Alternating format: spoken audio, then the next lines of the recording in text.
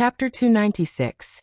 The Queen of Nebuchadnezzar II Amytis, who came from the Medes Hills, was sad because she missed the scenery of the mountains in her hometown. Nebuchadnezzar II built the Hanging Garden for her, which puzzled countless historians of later generations. No one knew if it really existed or not.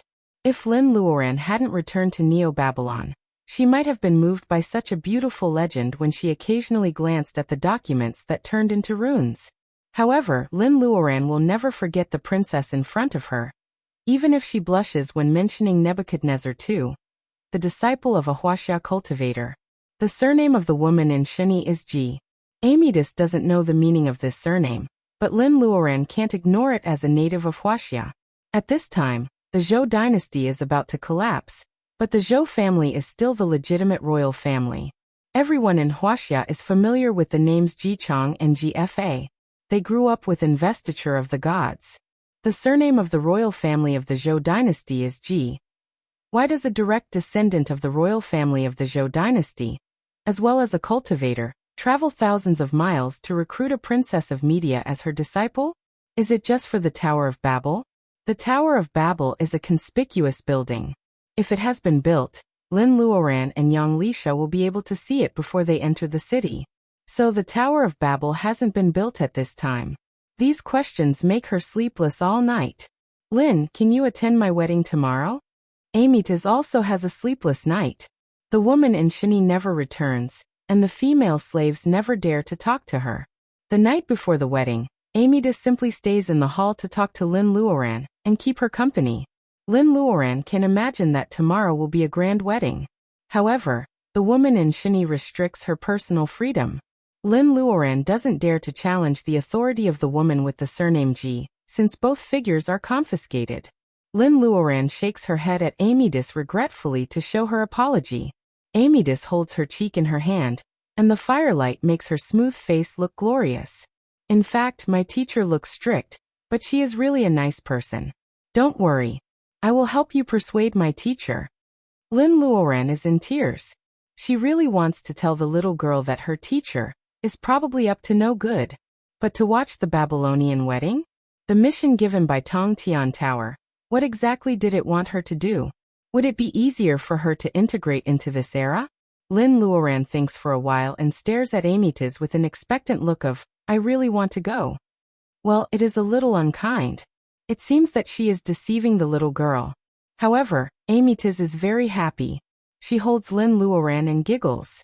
Lin Luoran has a good impression of this exotic girl, whose character is really like Li Xier's.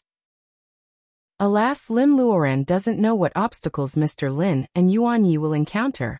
She hopes they won't be as unlucky as her. Apart from the inside of the hall, the sky outside was still very dark. A group of female slaves rushed in.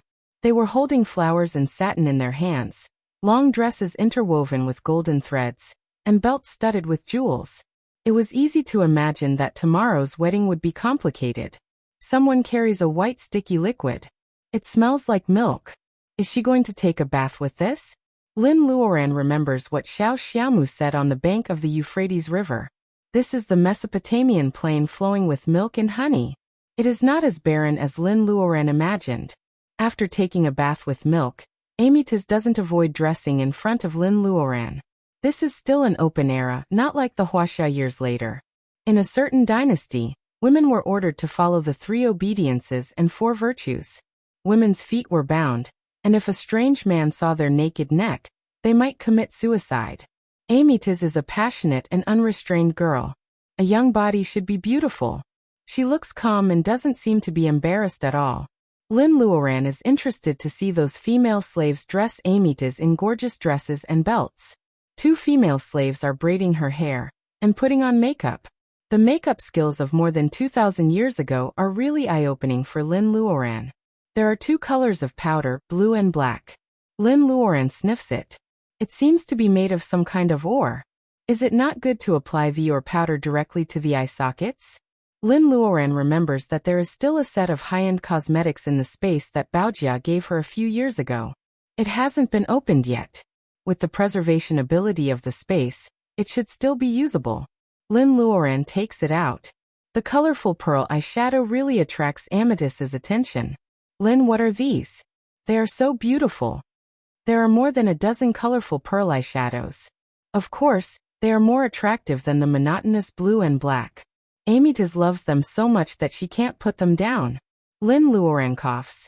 I think I may be able to do a different bride makeup for the princess. The obedient female slaves look at Lin Luoran in surprise as if she is a monster that will eat people. Lin Luoran touches her nose embarrassedly. This proposal is indeed a bit risky. This is a real national wedding. Not to mention the red tape. The queen must have special requirements for her makeup and clothes. However, Amethyst's eyes light up. Lin Luoran has a premonition that she may have shot herself in the foot. How on earth did I do this? Amethyst looks at herself in the bronze mirror. Her eyelashes used to be thick enough, but they are not like now. When she blinks, her eyelashes look like small fans. An elegant flower is outlined with blue powder in her left eye. She doesn't know this kind of flower, but it looks really beautiful. Her eyebrows are thick, and her skin is covered with a thin layer of white powder. Amethyst is surprised by the different bride makeup that Lin Luoran said. It is different from that of Media and Babylon. It looks strange at first, but Amethyst soon finds that this strange makeup covers all her small flaws. Her nose is straighter, her eyes are deep blue, and her lips seem to be smeared with a layer of honey, moist and lustrous. Amethyst is surprised by the mysterious oriental products. In fact, Lin Luoran is also quite surprised that the bronze mirror has no national boundaries. Because it is polished smoothly, it is clearer than what is depicted in many novels. At least, Amethyst can see her own face clearly, which is much more reliable than using water. The female slaves are frightened, which makes Lin Luoran feel stressed. It is just an ordinary stage makeup in the 21st century. It should be enough for the celebration, right? She puts a gold inlaid ruby on Amethyst's forehead. She is already a well-prepared bride of Babylon. It is not dawn yet, but the palace is filled with the sound of musical instruments. The melodious sound of guqin mixed with metal percussion is heard. Amethyst invites Lin Luoran to attend the wedding as the makeup artist of the palace. Lin Luoran follows the sedan carefully. She is relieved that she doesn't find the woman surnamed Ji. Amethyst is dignified and beautiful. She will officially become the princess of Babylon soon. On such a formal occasion, Lin Luoran must not be a little girl. Before they get out of the palace, another sedan comes to them. Seeing the sweetness on Amethyst's face, Lin Luoran knows that it is Nebuchadnezzar II who is sitting on the sedan. Even the beard on his face can't hide the fact that he is much older than Amethyst. Lin Luoran has to behave herself like the other female slaves. She doesn't stare at the king of Babylon. Instead, her eyes fall on the sedan. The people holding the ox-head harp are the court musicians, right? There are also gong-like, tambourine, and other musical instruments that she doesn't know. Nebuchadnezzar is stunned when he sees Amethyst clearly. The things painted on his new princess's face are not in line with the Babylonian tradition at all. However, when he looks at her again, she seems to be even more beautiful than when Amethyst arrived. Lin Luoran still doesn't know that being recognized by Nebuchadnezzar, she has actually been promoted as the temporary makeup artist of the palace. After the two sedan teams meet, the bride and bridegroom don't talk to each other. They walk along the high city wall to the Isthir gate. Babylonian people are cheering outside the wall. The Marduk temple, which is very important to Babylon, is in front of them. The road from the Isthir gate to the Marduk temple is the famous ceremonial avenue, where religious activities are held during grand ceremonies. According to Amethyst, she and Nebuchadnezzar will receive the blessings of the high priest in the Marduk temple. Then they will have a carnival with all the people of Babylon. Chapter 297. Marduk is the god of the Babylonian city-states. In the eyes of the Babylonians, the throne of the Babylonian king is granted by Marduk, and the monks in the temple are the servants of Marduk. The people need to be protected by the Babylonian king, and please Marduk in exchange for his grace, to ensure the permanence of the country and the city. Only the Babylonian king and the monks are allowed to enter the temple. On a special day like today, the king can bring his wife, Amethyst, the princess of Media, into the temple to get the blessing of Marduk. The ceremony is very long. Lin Luoran, like others, can only wait outside the temple devoutly, There is a stone tower next to the temple. It is about 15 or 16 meters high, only one head higher than the solid and towering inner city wall. Compared with the magnificent temple, it is a little shabby. The buildings in the inner city of Babylon are all colorful and gorgeous. Lin Luoran even glimpsed that the top of the temple is made of gold. How can there be such an inconspicuous stone tower in such an important place for Babylon? Something is wrong. The ceremony of blessing the newlyweds in the temple lasts for a long time. Lin Luoran has to find something to think about. It is impossible to ask the female slaves around her. They don't dare to look up and talk to her. The monks who stay outside the temple stare at Lin Luoran with displeasure. In their eyes, it is blasphemy to Marduk to look at the people in the temple quietly on such an occasion. When Nebuchadnezzar and Amytas come out side by side, Lin Luoran has an idea. Babylon is short of stones. All buildings are made of clay and bricks, except for the inconspicuous stone tower in front of her, and the splendid temple of Marduk next to it. Why are precious stones used on such an inconspicuous stone tower? The monks come forward and whisper something to the high priest. A pair of eyes looks at Lin Luoran. Lin Luoran only sees the deep wrinkles in the eyes. It is a face carved by time. The woman surnamed Ji has been gone for a long time. Lin Luoran feels guilty about the high priest for no reason. Lin Luoran shrinks into the line of female slaves. Your Highness, is this one wearing silk also the female slave you brought from Media? The high priest doesn't let her go just because she shrinks. Lin Luoran curses herself for wearing silk. Now she looks like a red-crowned crane among a group of white cranes. Amethyst's hand is held by Nebuchadnezzar. Smelling his fragrance, she says absent-mindedly, Lin is not a female slave. She is a distinguished guest of Media. She lowers her voice and says, My king, it is Lin who does the makeup for me. Nebuchadnezzar laughed and immediately chased away the old-fashioned look on his face. Amytas, your friend can really be a court painter. There is no difference between painting and makeup in the eyes of the king of Babylon who has been fighting all over the world. Lin Luoran's appearance is not in line with Babylonian aesthetics, so Nebuchadnezzar's eyes don't stay on her for long. High priest, I plan to rebuild the Tower of Babel to worship the god Marduk. What do you think? Nebuchadnezzar stood in front of the steps of the temple and talked to the high priest. Hearing the word Babel, Lin Luoran's ears stand up automatically. The more the king attached importance to religious activities and devoutly believed in Marduk, it would be best to build temples all over the country, so that the interests of the monk group could be guaranteed and expanded. The high priest had no reason to refuse, but when he heard that it was to rebuild the Tower of Babel, the old priest hesitated for a while before nodding. Nebuchadnezzar takes Amytas's hand and walks to the edge of the stone tower. Amytas, this is the gate of God of Babylon. I will build it to the sky and enshrine Marduk in it. We can also climb to the top of the tower and look down at our kingdom. At this moment, Nebuchadnezzar is full of heroism. Amytas looks at her hero with longing and intoxication. Only Lin Luoran almost falls down. This humble stone tower turns out to be the Tower of Babel. No, it should be the predecessor of the Tower of Babel. It has not reached the sky yet. This tower, only the rebuilt Tower of Babel, can bring her back to the 21st century? Is this the test of the level? Lin Luoran's mind is in a mess. The high priest's eyes are full of stories. He sees the happy and sad expressions on Lin Luoran's face. My king, it's time for you to accept the people's congratulations with the princess. The high priest wakes up Nebuchadnezzar, and the cheers of the people outside the wall never stop.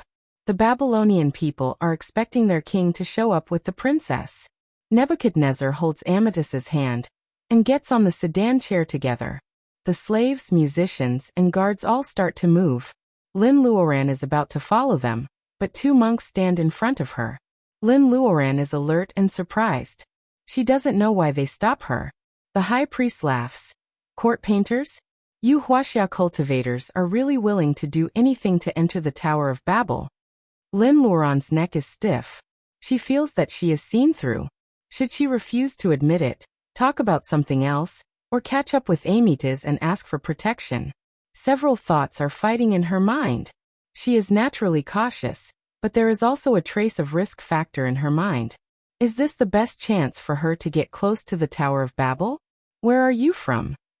The high priest stares at her for a while and suddenly asks, to live or to die? To hide or to fight? Lin Luoran's body has responded instinctively. She shows a gentle and harmless smile. High priest, my daughter is from the east. Mrs. Lin says that she has a good relationship with the elders since she was a child. Taoist masters of the three pristines bless her. Mrs. Lin must be telling the truth. The wrinkled high priest shakes his head. You are not like those arrogant Easterners who want to seize the Tower of Babel. Little girl, are you really from the east? Lin Luoran is in a cold sweat. High priest, you must be joking. My daughter is indeed from the Wuxia of the east. She adds in her heart that she is from the Wuxia of the east more than 2,000 years later. She is not lying, is she? The high priest is non-committal about her answer. Your personal ability is very low. Since you are here for the Tower of Babel, why don't you go and see it? Are you willing? Lin Luoran doubts that she misheard. Is the old man inviting her to enter the tower? Could it be that Taoist masters of the three pristines have heard her wish? In fact, it is more likely that it is a trap. The high priest looks at her quietly without sadness or joy. Lin Luoran is a little frustrated. She doesn't want to see whether she agrees or not. It doesn't matter in the eyes of the high priest's unfathomable personal ability. There is a saying in Wuxia that obedience is better than politeness. High priest, please go first.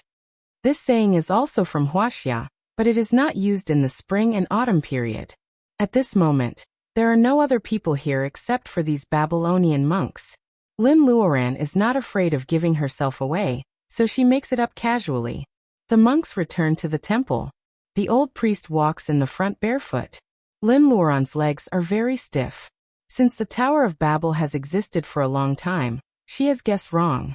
Maybe it is not built by Wuxia cultivators, but by the female cultivator surnamed Ji. She wants to seize the things that belong to Babylon. Judging from her roundabout tactics, she even accepted the Mede's princess as her apprentice. Lin Luoran doesn't know how many years she has been planning this. Has something happened in Wuxia at this time that makes the female cultivator surnamed Ji want to seize the interstellar transmission circle? Lin Luoran is uneasy. The high priest seems not to notice her ups and downs. He has been walking in the front unhurriedly. He never thinks that Lin Luoran will run away. At this time, the stone tower is not magnificent. It is very different from the Tower of Babel that appears in the void when they come here. However, when Lin Luoran steps into the stone gate, she is very nervous. There is no guiding light or crystal ball. This is indeed not the Tower of Babel that will appear in 2,600 years. Lin Luoran is a little disappointed. The high priest waves his hand and the stone gate is closed slowly. Lin Luoran doesn't notice any trace of Wacken. There is a dome inside the tower. After the stone gate is closed, there is twinkling light above the dome. Those moving twinkling light spots and wonderful orbits are so familiar. Lin Luoran is so shocked that she blurts out, Star Atlas. Above the dome of the tower, the twinkling light spot is the first stage Star Atlas on the jade stairs that almost makes her lose her way. The wrinkles on the high priest's face are deeper. Do you know Star Atlas? Chapter 298. Priest, this is just a corner of the starry sky above us. It is called Star Atlas. Is there a problem? Lin Luoran blinks blankly. She seems to be confused. The priest stares at her with his weathered eyes. Lin Luoran knows that this moment is very important, so she still stares back at the priest's eyes with confusion. There is a deep wrinkle next to his eyes. This is a competition of endurance and calmness. Lin Luoran can't say that she is a person from more than 2,000 years later. She can only choose to persist. Compared with West Asians, the facial features of Wuxia people are slightly lighter. Lin Luoran seems to be in her early 20s with low personal ability. The priest stares at her for a long time. It is not that Lin Luoran's acting skills are superb, but he doesn't believe that an Eastern woman with negligible personal ability can know about the profound Star Atlas. Lin Luoran doesn't relax. The priest remains silent. In fact, Lin Luoran's heart has sunk to the bottom. If she had known that there is a Star Atlas above the dome of the Tower of Babel, She would not have come here even if she wanted to finish the task. Astronomy has always been an important part of religion. Regardless of East or West, regardless of national boundaries, it will always be in the hands of the smallest people, let alone the star atlas engraved in the interstellar transmission circle of the Tower of Babel. This must be a secret that can't be known by outsiders. It is even the key for the woman surnamed Ji to enter the Tower of Babel. Knowing too many secrets will kill you.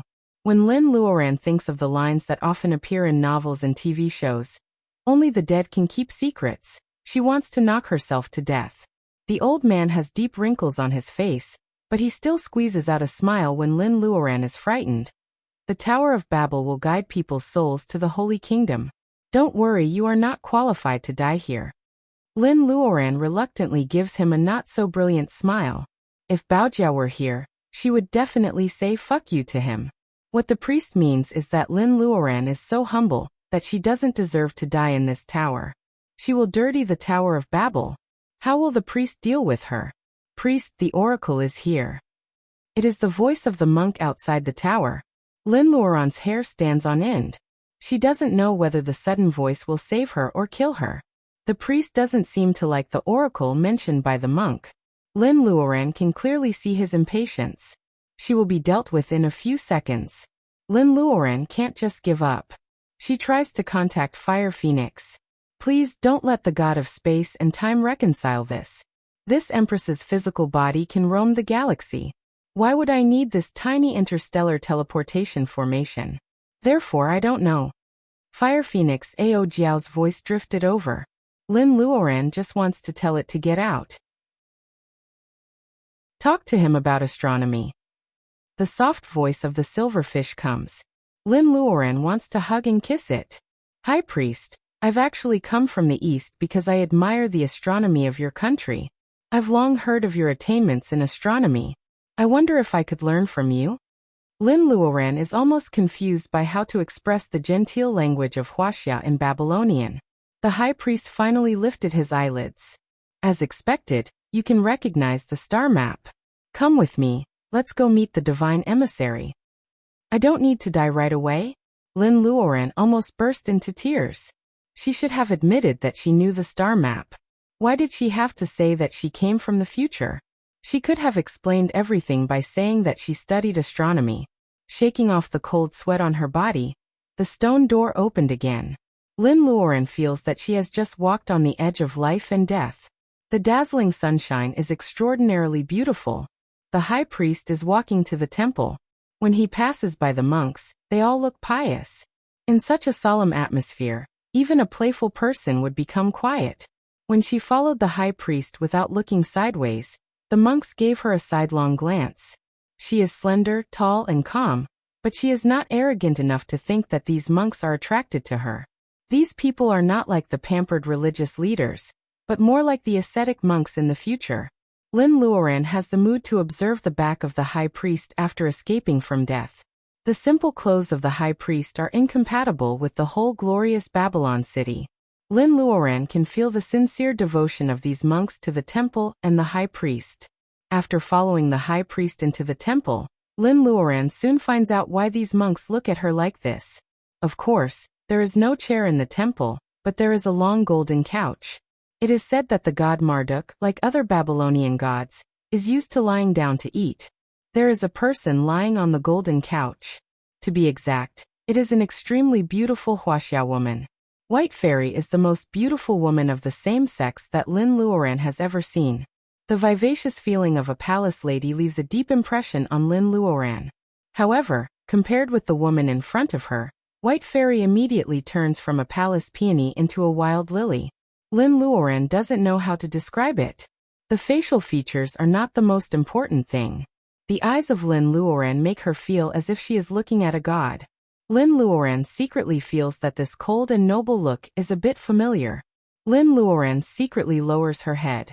She must not have seen Her Majesty from more than 2,000 years ago. The woman surnamed Ji in Shini is now serving Her Majesty, with several cultivators in similar clothes. Lin Luoran finally knows what is going on with the expression on the woman surnamed Ji's face. She obviously learned it from her master. Yes, these people must be cultivators, and they are led by Her Majesty. Is this the oracle that the monks talk about? Do they often appear in Babylon?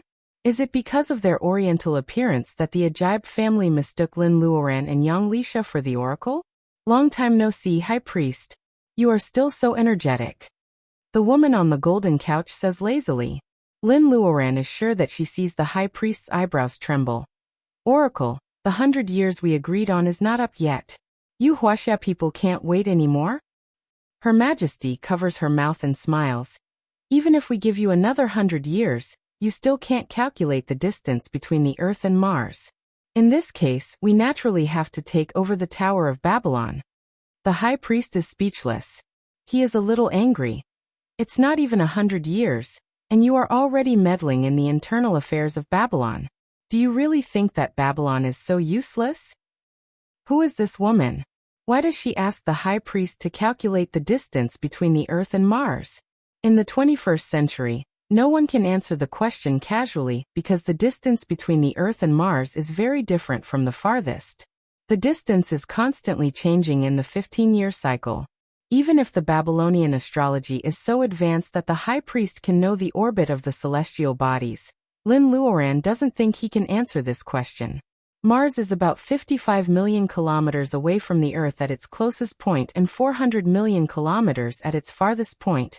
This is clearly a trap. In 2003, if it weren't for the rare day when Mars was the closest to the Earth in the past 60,000 years, Baojia dragged her to look at Mars in the cold wind for a whole night. Lin Luoran wouldn't remember the two extremely far and extremely close numbers. Thinking about this, Lin Luoran looks strange. This Wuxia woman, who is called an oracle by the High Priest, wants to take over the Tower of Babylon. Is it for interstellar transmission or for something else? Lin Luoran doesn't dare to answer the question for the High Priest. She continues to be invisible. The High Priest's face is very sullen. Lin Luoran feels that if they really fight, he probably can't defeat these people, so he is holding back. Should she go back to the Wuxia cultivators as her compatriots? Looking at the unkind eyes of the woman surnamed Ji, Lin Luoran can't help but give up this idea. She needs to see the situation clearly. The two sides are obviously in a stalemate. The High Priest can't answer the question, nor is he willing to fight with the Wuxia cultivators. Lin Luoran hears giggles outside. What's wrong with you? A man dressed in gaudy clothes came through the wall. The corners of his eyes were so high that it made people want to step on him. Saintess, who made you angry? Come on, let's cool down. The ladyboy comes through the wall and goes straight to the golden mansion. The woman surnamed Ji and the others unsheath their flying swords and stop in front of him. The ladyboy raises his thumb and middle finger. Oh, you humans are so boring. Can't you even joke? Only aliens will call cultivators human. Lin Luoran hides behind the High Priest. She doesn't know what kind of monster this ladyboy is. How can he be so arrogant in front of the Saintess? Saintess. The rumbling thunder clears the chaos in her mind. Lin Luoran clenches her fists. Why does she look so familiar? Because some people's temperament will never change no matter how many times they change their faces. The only one she knows is the Saintess of the Juli tribe who occupied Baojia's body and wanted to leave the Earth through the Jade Stairs. This woman is the fake Saintess. Did she travel to Babylon more than 2,000 years ago for Lin Luoran to meet the fake Saintess? Lin Luoran suddenly comes to her senses. More than 2,000 years later, the fake Saintess is still on the Earth, which means she didn't leave through the interstellar transmission circle. Is it because the High Priest stopped her? Or does she want to get the Tower of Babel instead of leaving the Earth? No, she can't let the fake Saintess get the Tower of Babel. She is the most important person in the world of cultivation on the Earth. Lin Luoran takes a step away and murmurs, High Priest, we just talked about the distance between the Earth and Mars in the Tower of Babel. Why didn't you tell the oracle? Lin Luoran's voice is so low that she seems to be talking to herself. However, all the people in the temple hear her clearly. The ladyboy comes over and looks at her. It's you. A little girl is looking for you. Which little girl would look for her more than 2,000 years ago? Does this ladyboy know Amitas and the celebration is over? The ladyboy opens his palm. Lin Luoran's eyes widen. In his smooth palm, there is a petal with a small girl sleeping in it. Of course, it is not Thumbelina. It is young Lisha, the female monster. Although they have only been apart for one day, Lin Luoran has never felt so happy to see young Lisha again. Seeing Lin Luoran's happy face, the ladyboy blows on his palm. The petal falls down. Young Lisha opens her eyes and jumps to the ground. She grows with the wind and becomes the size of a real person again. What is this? Magic. Lin Luoran is confused. This is obviously beyond the scope of spells of the 5 elements. It is like the world in the sleeve of Xinyuanzi in the journey to the west. Lin Luoran is full of doubts. Young Lisha shakes her head gently. The female monster is much calmer than Lin Luoran. It is really not a good time to ask questions. Because when Lin Luoran reunited with young Lisha, the woman surnamed Ji has whispered to the fake saintess about Lin Luoran's background. The fake saintess looks at Lin Luoran lightly. Her eyes are floating high and will never fall to the ground. Is this why she didn't recognize Lin Luoran in the Kalahari Desert, even though she has seen Lin Luoran? Time and space are intertwined. Which one happened first? Is this the so-called paradox of history? You just said that you know the distance between the Earth star and Mars? What a sweet voice, but the tone is extremely cold. Lin Luoran says under everyone's gaze, "Oracle, I don't know. The priest told me just now. In fact, he has already calculated it." Lin Luoran can feel that the priest next to her is stiff. She secretly prays, "Please, it depends on the situation. We are more like the same boat. You have to trust me this time." The priest seems to hear Lin Luoran's prayer. He hides his instinctive hesitation. He doesn't trust Lin Luoran's character, but her strange time and behavior. She is so young, but she knows the star atlas. Therefore, Lin Luoran sees an old face full of smiles. "Then please reply to the oracle for me." Young Lisha looks at Lin Luoran worriedly. This human female cultivator even needs her to explain the common knowledge of time and space. Can she really remember the distance between the Earth and Mars? At least she doesn't know. Many college students in the 21st century, who don't major in related fields, may not know it either. The distance between the Earth star and Mars is relatively changing. It is not fixed. Lin Luoran takes a deep breath and answers slowly. The fake saintess raises her eyebrows. She seems to be a little interested. Oh. The priest is a little disappointed. He has been involved in this for many years. Of course, he knows that the distance between the Earth star and Mars is not fixed. This is not a correct answer at all. However, the Wuxia girl raised her voice slightly in the midst of the high priest's disappointment. However, the distance between them is actually a cycle of 15 years. The closest is only about 110 million kilometers, and the furthest is 800 million kilometers. Honorable Oracle, is my daughter correct? Li is the unit of distance commonly used in Wuxia at this time. Lin Luoran's voice is clear. When she finishes talking about the distance between the two places, even the woman surnamed Ji looks at her in surprise. The saintess, who is high and mighty like a queen, finally changes her posture. She sits up and holds her head high. She hesitates and says something quickly. Her arrogant voice and vague words make everyone present unable to understand the language used by the fake saintess. Lin Luoran feels dizzy. Time goes back and she sees the man in robe in her dream for the second time. The background was no longer Earth, but a planet that looked like an emerald.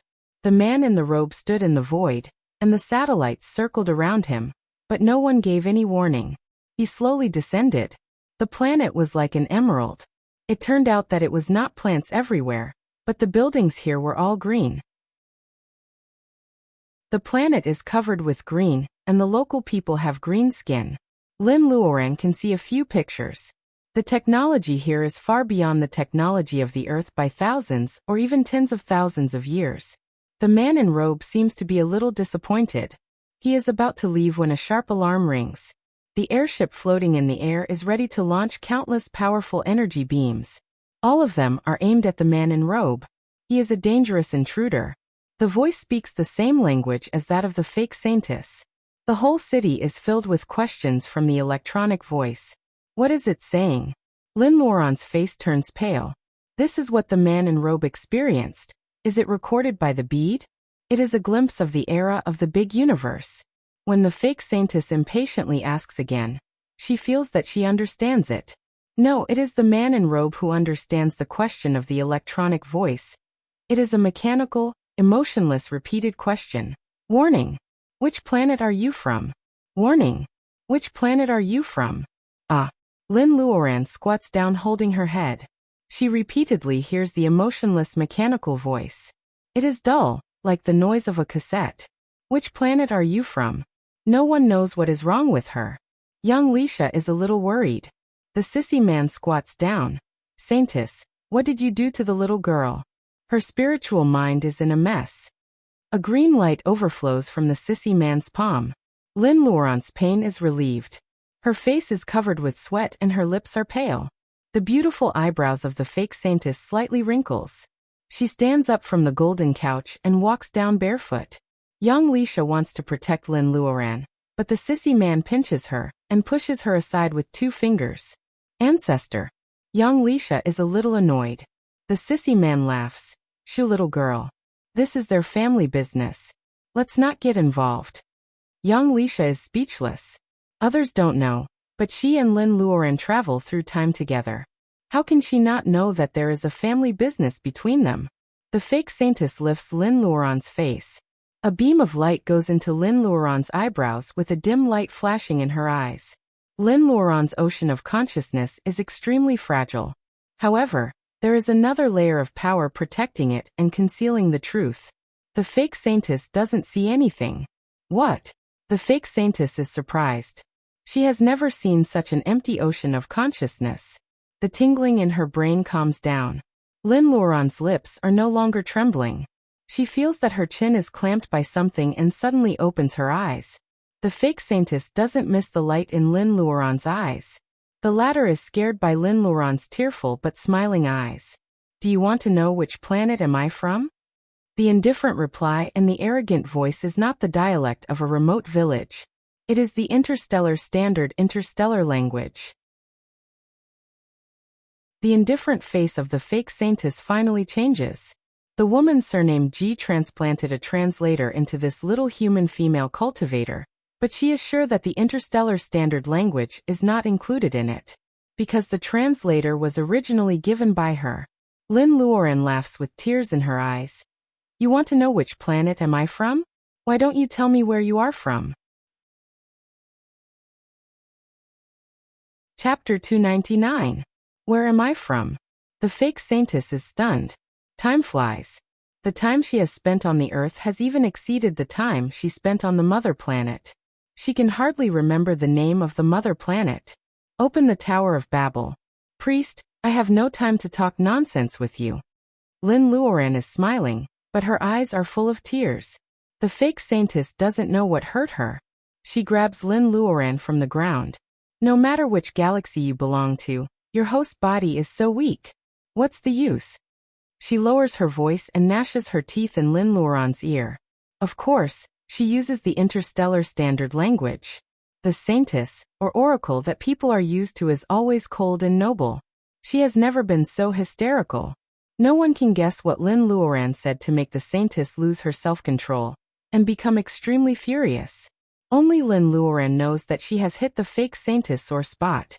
She thinks that compared with the galactic civilization in the era of the big universe, the Earth is still in the barbaric period.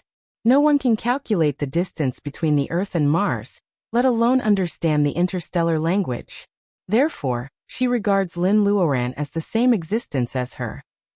Of course, the priest refuses to open the Tower of Babel. The fake saintess snorts. What's the use of guarding the tower? Do you know the coordinates of the galaxy? Do you know how to activate the transmission? Marduk will not teach you how to transmit to the moon. The priest is shocked. That is the place to the Holy Kingdom. You Easterners don't have the heart to serve the gods, so it is impossible for you to use it. The priest said that the Tower of Babel can send people's souls to the Holy Kingdom. Lin Luoran suddenly realizes that maybe it is not referring to the soul, but a cultivator with a strong spiritual mind. Only by entering the Tower of Babel and passing the test can one start the interstellar transmission. Where does the end of the universe lead to? What does the galaxy coordinates that the fake scientist said have to do with the star atlas? Is the Tower of Babel a fixed-point transmission? Or can it be used to specify the destination? The sissy man shrugs. Priest, I guess you don't want Babylon to become a land of war, right? To be honest, no matter how many monks there are in the temple, they probably can't compete with this. He opens his palm and Lin recognizes that it is a handful of ordinary soybeans. The ladyboy sprinkles the soybeans.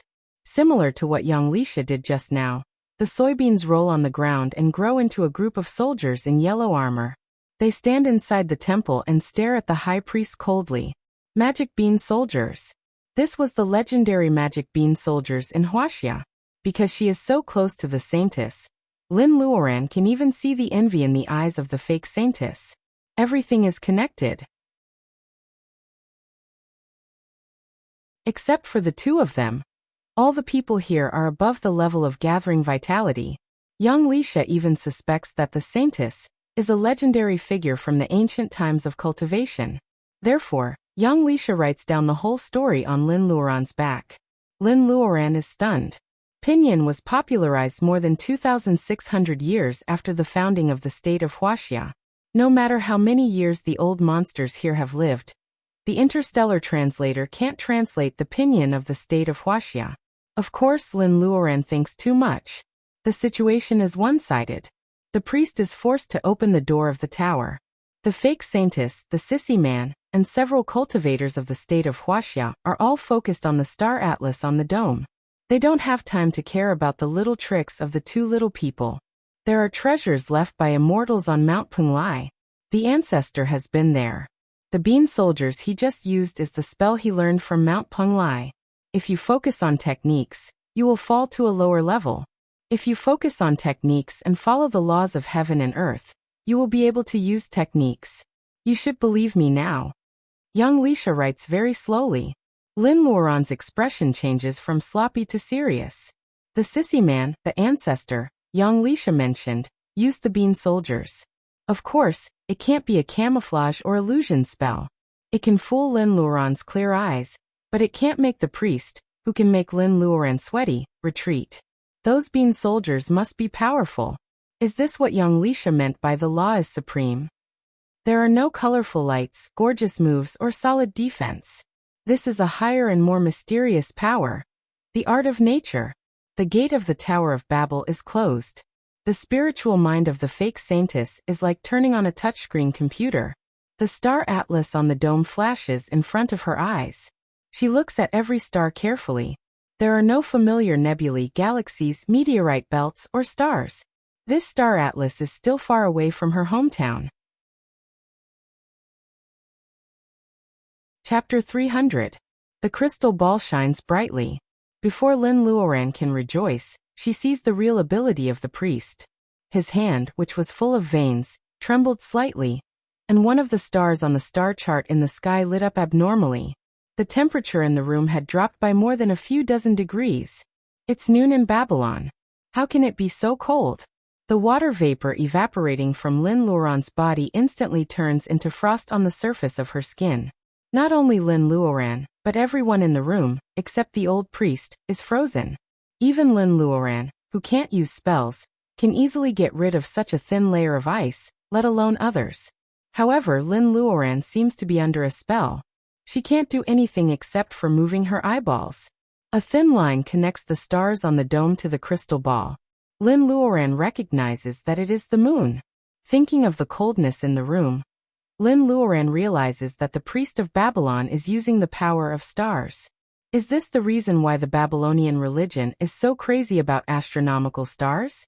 The power of stars, the opening of the Night of Bermuda festival and the powerful arrow of light, are all things that Lin Luoran knows are contaminated with the power of stars. No, there is also the Dilio syrup, which will fall with the moonlight every 60 years. This sissy man, and even young Lisha were born on a moonlit night.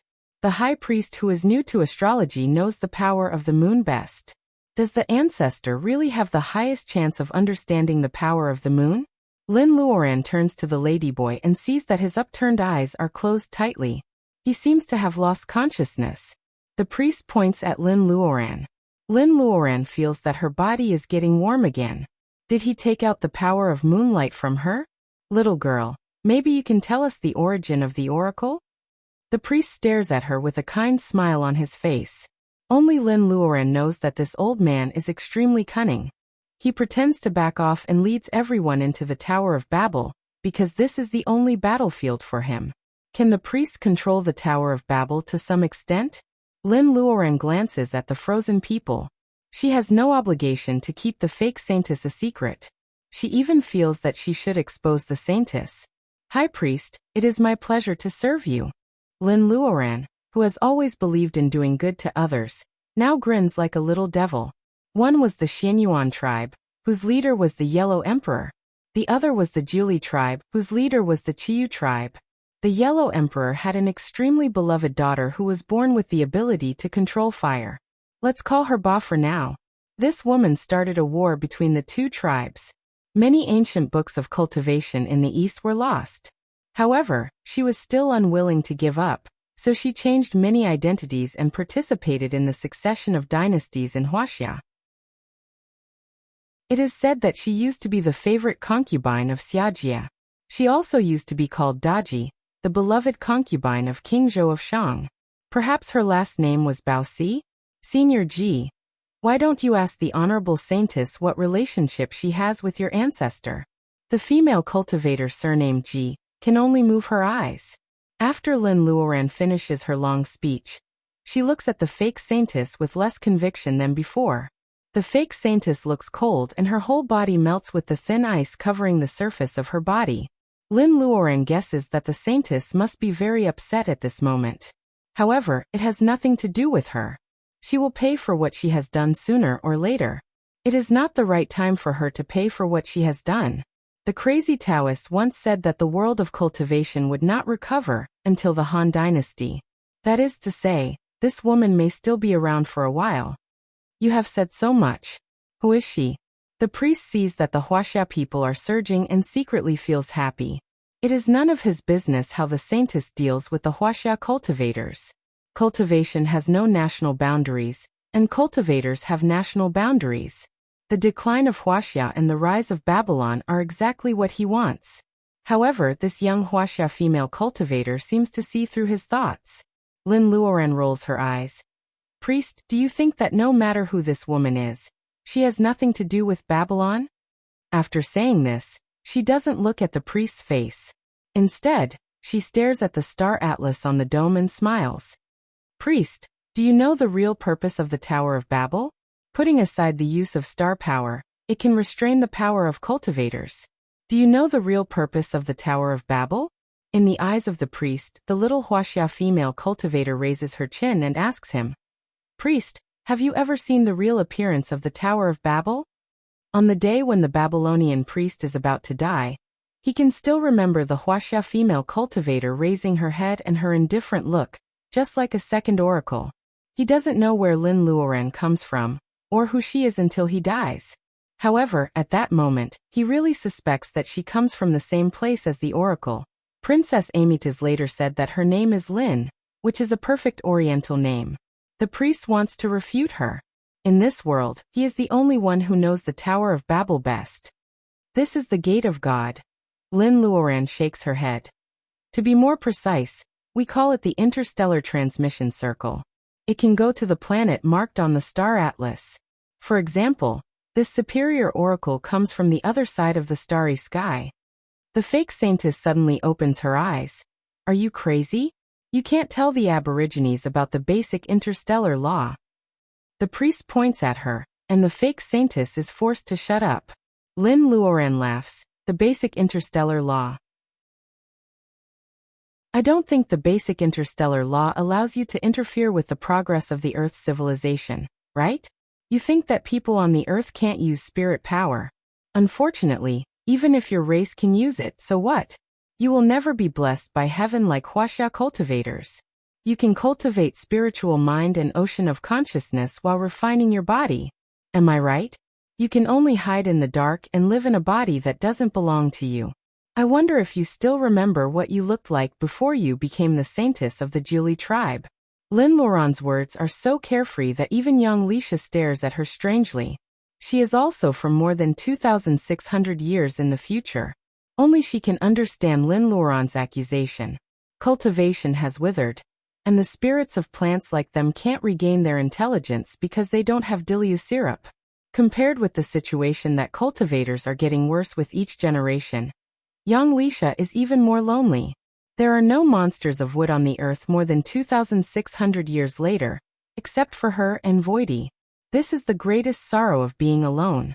Young Lisha met the legendary figure of the monsters of wood, the ancestor of the monsters of wood. She knows that this woman called Saintess is not to be trifled with. Hearing Lin Luoran's words, young Lisha can't help but be impressed. From Lin Luoran's tone, it seems that she knows the Saintess better than anyone else. Even so, she still has the courage to offend her. Should she say that she is stupid? Or there is something in her that others don't have. That's why she is so righteous and people dare not to stare at her? Young Lisha looks at the stupid woman and suddenly feels that she looks familiar. Who does she look like? She looks like Voidy, who is also stupid and always thinks about others. Lin Luoran's eyes fall on young Lisha. After thinking for a while, she suddenly smiles at the priest enchantingly. Dear priest, if you can draw the power of these people into the crystal ball, I promise you will never forget the glory of the Tower of Babel.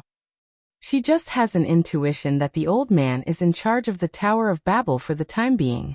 If there is a God in the world, he must be the most pious person who believes in stars.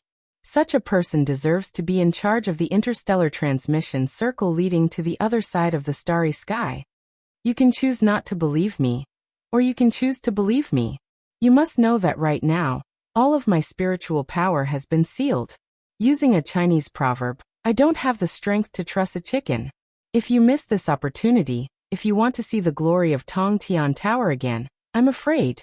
Seeing that the priest is deep in thought, Lin Luoran thinks of the saying, historical paradox again. What she has done certainly hasn't changed history. Otherwise, if the butterfly flaps its wings, Lin Luoran may be the first one to disappear. She learned the way to open the Tower of Babel from young Lisha. Looking at the scene in front of her, if she is the main person who spread the way to open the Tower of Babel, then how did young Lisha learn it 2,600 years later? The more she thinks about it, the more confused she becomes. Lin Luoran's head hurts. She doesn't know why she is so impulsive and makes things come to this point step by step. With so many thoughts in her mind, she doesn't realize that there is another possibility that hasn't been blown away by the butterfly that changed history. In the original history, even if she doesn't say it, the way to open the Tower of Babel will still be told by someone on the same day. Then, let's see the original appearance of the Tower of Babel that has been guarded by Babylonian priests for many years. The priest murmurs to himself. As he moves his fingers, the star image on the dome is like a chess piece on the chessboard. The mysterious power of stars makes the power of people, including the fake Saintess, be absorbed by the crystal ball. The crystal ball has been hungry for many years, so it never knows how to write the word polite. When the wacken in one's body is absorbed uncontrollably, both human beings and monsters will panic. Lin Luoran sees the fake Saintess's face is distorted, and she smiles in her heart. Lin Luoran will return the favor to the millions of creatures who were killed in the underground world of the Kalahari Desert. The stone towers around them gradually became transparent. A tall and magnificent Tower of Babylon stood in the air, flowing with gold and overflowing with colors. It was more magnificent than all the temples in Babylon. A miracle. The Babylonian people who are celebrating all see the tower that suddenly appears. They shout for a miracle and lie down on the ground. Nebuchadnezzar is very excited. He takes Amethyst's hand and says, "You are the princess of Babylon recognized by the god Marduk." The emperor who is destined to conquer the world raises his head and looks at his people who lie down on the ground. He has decided to build a real Tower of Babel where the miracle appeared. Chapter 301. Old Mu come on attack the west. Master Gua lies on the sand dune and eats a mouthful of sand. Those foreigners wearing robes, waving the sticks in their hands, and a fireball or ice bomb would fall. They didn't look like they were from the Vatican. Damn it, where was this place? Master Mu casts a spell with his right hand. Don't worry. Let's wait. Their enemies outnumber them, and their Reiki is not limitless. Lao Gua can fight randomly, but he doesn't have any method. When their Reiki is used up, they will be caught by their enemies like turtles in a jar. But what is going on here? Is it their illusion? These things are too real. After wandering for several days, they just run out of a big forest full of monsters. Now they are ambushed. How unlucky. But it doesn't feel right to call them monsters. They are not the monsters they met when they went to the secret land of Bermuda many years ago. A wolf with sharp claws that could bring the wind. A rabbit that could spit fire. A crow that could shoot out an electric shock when it opened its mouth. These demon beasts didn't have the slightest fluctuation of spiritual energy on their bodies. All the energy in their bodies was stored in the crystals inside their bodies, which were either demon beast cores or pure energy crystals. In fact, if Master Gua and Master Mu knew a little about online novels, they would soon realize that they have come to a foreign land dominated by magic in the legend. Bah, strawberries are bitter. What the hell is this place? There are many bright strawberry plants on the sand dune where they are hiding. They have been tempting people's taste buds. Since they came here, they have been eating compressed food prepared in the storage bag. Master Mu has repeatedly emphasized that the animals and plants here are different from those on the earth. They don't touch any of the animals and plants they meet except for a few crystals in the bodies of the monsters. Master Gua is sick of compressed biscuits. He can't help but pick a strawberry and put it in his mouth. It tastes strong, but it is so bitter that he can't swallow it. The strawberry is juicy, and the bitterness spreads to his throat. He wants to curse. The incessant chanting sounds like a bird's language that Master Gua can't understand. Light balls, fireballs, and water arrows fall down like they're free, hitting the protective shield with a bang. How long are you going to wait? Master Mu is also depressed. He has already made a madra, and is waiting for these people to shrink the encirclement, so that he can attack them.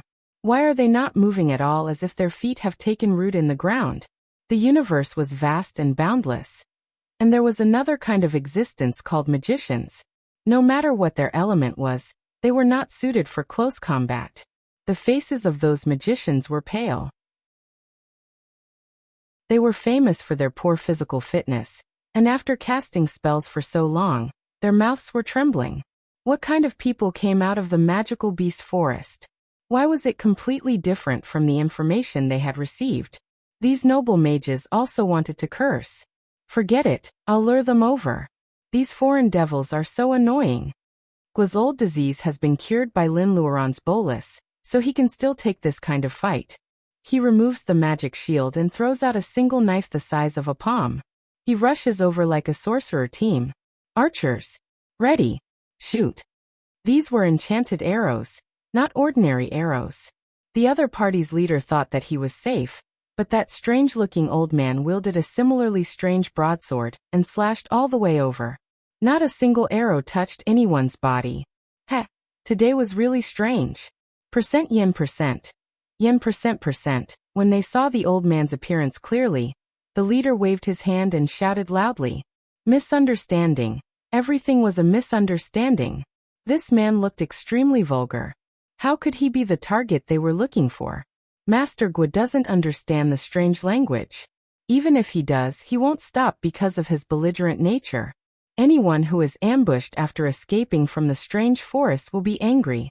How can it be forgiven by a misunderstanding? Hence, under the astonished gazes of the otherworld's natives, the old man who could wield a saber and cast magic without using a staff was seen as a powerful person who practiced both magic and martial arts. Damn it! How did we end up provoking such a big shot? Master Gua rushes to the front of the team. The magicians are in a mess, and the long-range shooters have lost their bows and arrows. Are they all going to die? The leader is defeated, but the strange old man smiles at him weirdly. The sand they are stepping on suddenly turns into quicksand, entangling them like water weeds.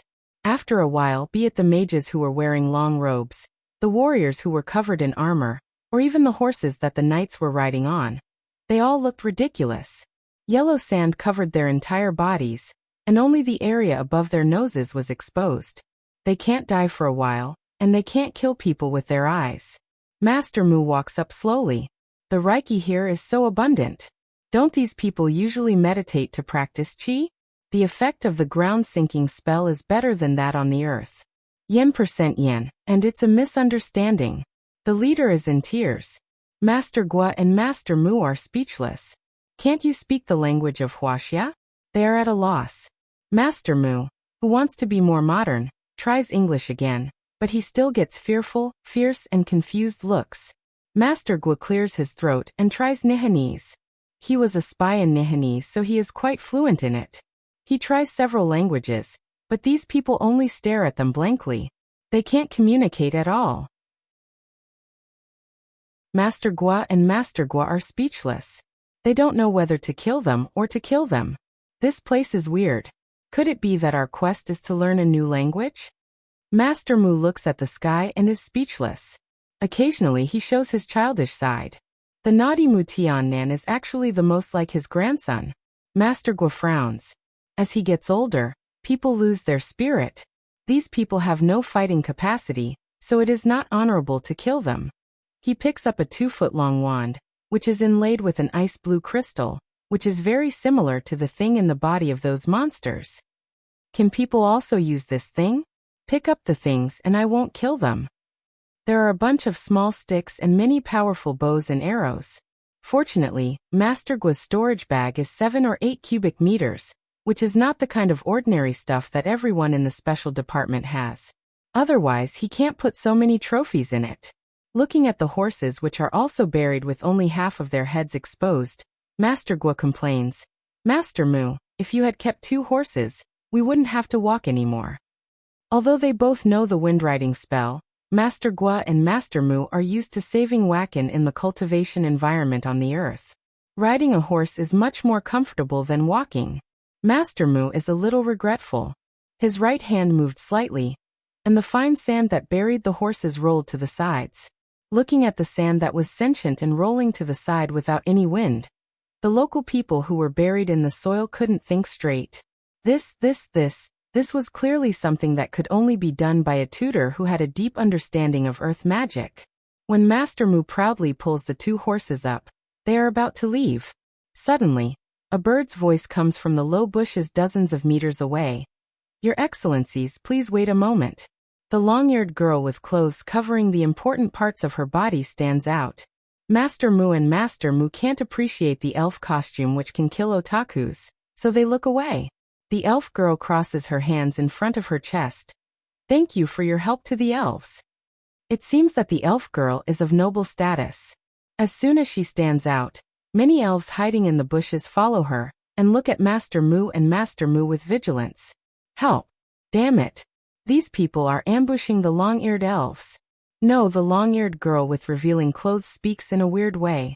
How can they all understand her? Little girl, who are you? Where are we? Why can we understand your words? The young elf girl revealed a sorrowful smile. Sir, this is the southern exit of the magical beast forest. In order to snatch the druid's heart, the Purple Thorns Empire has been massacring our elven clan for more than 10 years. This is the remaining half of the druid's heart, and it only has the ability to listen to conversations. The green diamond hanging in front of the elven girl's chest was the remaining half of the druid's heart. As the 2 old men who had grown up learning to be neutral, they really couldn't understand why the elven princess would hang the druid's heart, that everyone wanted to fight over on her chest. Wasn't this a reminder to others to come and snatch me? Come and snatch me? The elf princess sighs faintly. My sister was captured by the Bauhinia Empire a few days ago, and we also lost half of the heart of Druid. The heart of Druid must not fall into the hands of the Bauhinia Empire. Please help me save my sister. I am willing to repay you with the heart of Druid. The elves are in an uproar. Master Mu and Master Mu can't understand other people's words, but they know that they definitely don't agree. The 2 of them looked at each other. Could it be that this was their quest, to help the elf princess save her sister? The 2 seniors in the level of laying foundation don't know whether to agree or not. In fact, the elf princess is also very depressed. If the 2 of them were young magicians, they wouldn't have to give away the heart of Druid. The bards on the continent have been telling the legend for thousands of years. A brave knight saves the princess, and the princess only needs to marry him. The knight gets the princess, and the princess also gets a strong help for the kingdom. So, life is not always the way you want it to be. It is a happy task for the two cultivators, but for the two elders in the level of laying foundation, it is very troublesome. The beach is soft, the sea breeze smells fishy, the waves are hitting the reef, and the seagulls are hovering low. The sky is blue, and the sea is also blue. The two meet in the distant horizon, and the sea and the sky merge into one. Mr. Lin rubs his eyes. Xiao Yuan, is this Hainan? Cultivation is so wonderful. You can cross from Iraq to Hainan just by opening a stone door? Mr. Lin lies comfortably on the beach, regretting that he didn't bring a camera. Otherwise, it would be good to take some photos and show them to his mother. Forget it. He can take his wife to Hainan for a trip after he goes back. Yuan Yi is not as relaxed as Mr. Lin. He runs to the highest place and looks into the distance. This island is less than a mile in radius, and there is only a shallow stone puddle in the middle. There may only be a bucket of water in it. Yuan Yi tastes it. It is fresh water, which makes him feel a little relieved. Although they had all placed clean drinking water in their storage equipment, having a clean water source on this reef island was still a lot of confidence. The highest part of the island above the water is no more than 5 meters. Looking at the waves hitting each other, Yuan Yi is a little worried. If a wave breaks, how many times can they resist it? Looking from a high place, there is only the vast sea. There is neither a ship nor a trace of land. According to his personal ability, he is not able to fly on the sword. If he can't find a place to land halfway, he will run out of Reiki. Grandmaster, I'm afraid this is not Hainan. Mr. Lin nods. I don't think so either. Yuan Yi almost faints. Is there a factor called calmness in the blood of the Lin family? It seems that nothing can make his grandmaster lose control of her emotions. At least Yuan Yi has never seen it. Now the grandmaster is also like this. Is their task to get out of the island? There are no trees on this reef island. It is impossible to get out by building a boat. Now they have to settle down first, and then find a way out. Yuan Yi makes a decision silently. He takes out a pack of ham sausages and some yogurt, and hands them to Mr. Lin. What is this smell? Mr. Lin doesn't like yogurt, so he decides to give it to children like Lucy. The box handed to him by Yuan Yi is even more strange. Mr. Lin frowns and spits it out. Yuan Yi tears open the package of ham sausages. A stench comes in contact with the air. It turns black and stinks. Yuan Yi thinks it is his illusion. After he tears several packs of compressed biscuits, and they also go bad, they finally realize that their ordeal is not as simple as getting out of the pirate island. Food. All the food and water they brought can't be eaten or drunk. Yuan Yi's face is gloomy. Mr. Lin, who is always optimistic, pats him on the shoulder. Hey, we are at the seaside. How can we starve to death? Go and set up camp first. Watch Grandmaster. Both of them are in the early stage of training Qi, and they don't have the Taoist root of water. Yuan Yi is not very optimistic about getting out of the island. However, he is soon convinced by Mr. Lin, who has the same personal ability as him, and is his grandmaster. Mr. Lin first takes out a folding tent from his storage belt. Yes, Yuan Yi is not dazzled. It is an outdoor folding tent. Mr. Lin gives the tent to Yuan Yi and smiles mysteriously. He takes out a fishing rod from his storage belt. Yuan Yi is convinced and goes to set up camp under the order. Although Mr. Lin is a cultivator, he still thinks like an ordinary person, or a small farmer. He has a mid-range storage belt, and doesn't have many things to put in cultivation. It's better to have things like tents and fishing rods just in case. All things related to food can't be used. Mr. Lin walks to the edge of the reef and finds 2 shellfish. He smashes them and hangs the shellfish on the hook as bait. Sea fishing is still a very new thing for Mr. Lin. He doesn't think fishing under the hot sun is very hard. The only thing he is not satisfied with is that the waves are so turbulent that this fishing rod is really not good for sea fishing. Yuan Yi pitches his tent next to the water source at the highest point. After a while, Mr. Lin only catches 2 3-inch fish with fresh shellfish as bait. For sea fish, these are really small fish. This will be our lunch. Mr. Lin throws 2 small fish and a few oysters he finds on the edge of the reef to Yuan Yi. Then he finds an aluminum pot from his storage belt. There is nothing to be afraid of without firewood. Cultivators travel as long as they can use spells. There is no shortage of salt. There is seawater everywhere. Yuan Yi cooks a large pot of fish soup. The 2 men eat a lot.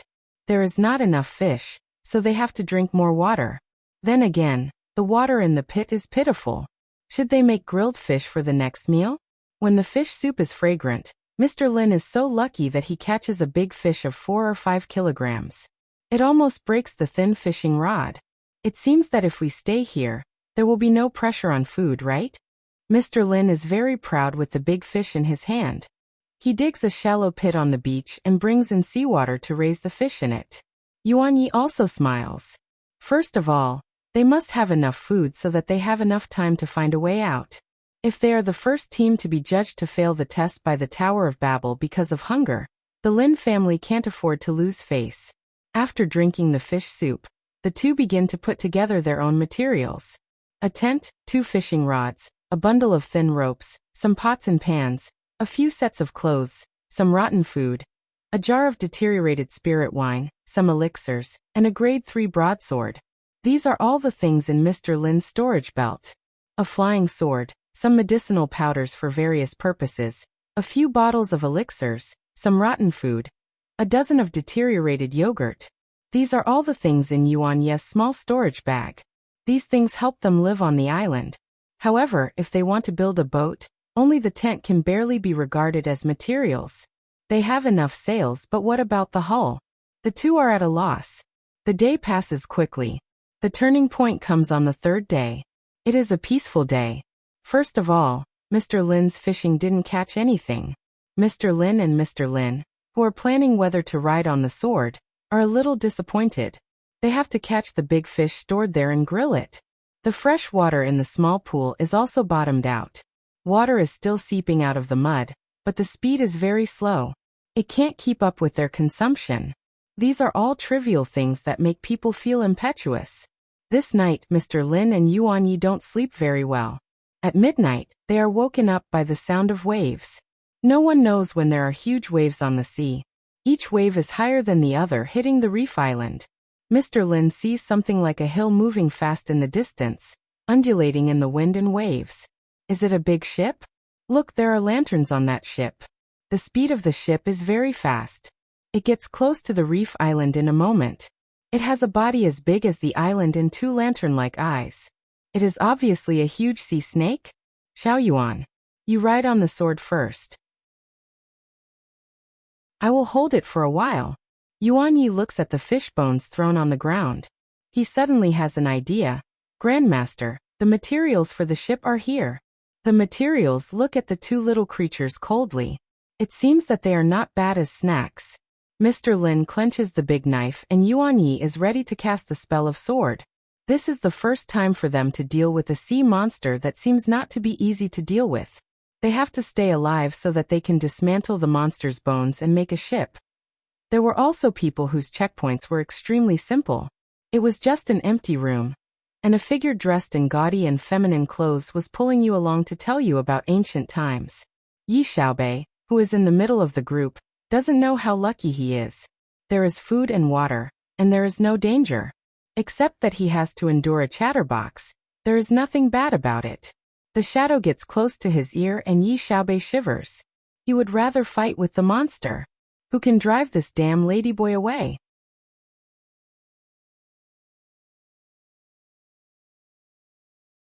However, when it opens its mouth, it can only spit out saliva. It even spits on the cyan little fox's neck. What bad luck. If you don't bring back your master, this damn fox will be a kebab you? The middle-aged man fiercely pulls out one of Goldie's feathers and lets it go. The cyan little fox is very restless. Seeing Goldie flying into the city wall, it really cries this time. Everyone knows that this damn hawk hates it the most. Why does it tell Lin Luoran to save it this time? A fox's life is over. A fox's life is over. The wind blows away the white cloth covering the middle-aged man's head, and his black hair falls down. If some girls in the 21st century see this, they will definitely scream. This is clearly a beautiful uncle with melancholy and frivolous vicissitudes and childishness. The man picks up the cyan little fox and smirks. In fact, if you can tell me the entrance to the kingdom of green mountains, I won't ask you to return those spirit herbs. That golden hawk is not very reliable. I also feel the same way, ha ha ha. The cyan little fox covers its ears with its paws. The entrance to the kingdom of green mountains? It doesn't know. It just doesn't know. Well, it can't say even if it knows. The priest seems to be sleepwalking. He has a feeling that he has lived for hundreds of years in vain. At the moment when the real body of the Tower of Babel is revealed, the priest doesn't know where he has spent the hundreds of years of stargazing. If he is good at stargazing, how can he not see the real appearance of the Tower of Babel? These Wuxia cultivators have coveted the Tower of Babel for many years. For this reason, they did not hesitate to leak the advanced technology of the East to Babel and tempt him with astronomical knowledge. How do I use this tower? The priest looks at Lin Luoran. If he couldn't see through the oracle before, now the only one he can't see through is this little Wuxia female cultivator. Lin Luoran smiles. Shouldn't you release my friend first? You know, like me, she has lost all her personal ability and can't pose a threat to you. She points to young Lisha. The female monster is not surprised. They are bound together for good or bad. Those who abandon their teammates will be automatically judged as the worst by the Tower of Babel. What awaits Lin Luoran is the fate of being obliterated directly. If there was a little doubt about this sentence before, the ability of the Tower of Babel to take them through time and space has already made people dare not question its rules. The priest is not happy. He doesn't want to have a quarrel with Lin Luoran at this time, so he nods and agrees. He points to young Lisha. The female monster rolls her eyelids and her stiff body slowly warms up. She can really move. Dimples appear on young Lisha's face before she says anything. Lin Luoran gives her a warning look. Asking the priest to release her is already an exchange of the secrets of the Tower of Babel. If she also wants to release the ancestor, the priest is not a pig. How can he agree? Is there any way to prevent our noble oracle from hearing our conversation, my lord priest? Lin Luoran lowers her head and smiles. She is very cunning. The priest's words are meaningful.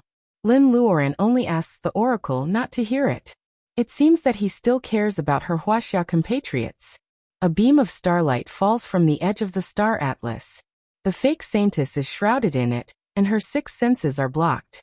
Lin Luoran thinks for a while. The woman surnamed Ji probably can't hear it, so the priest doesn't think it's troublesome at all. So, in the end, only the priest and the ancestor of the monsters of wood can know the secrets of the Tower of Babel? Actually, Lin Luoran just opens her mouth when she suddenly hears the familiar cry of an eagle outside the tower. It's Goldie. Where did it go this night? Lin Luoran is so worried. High Priestess the priest interrupts impatiently. Marduk above little cultivator, please don't try to test my patience anymore.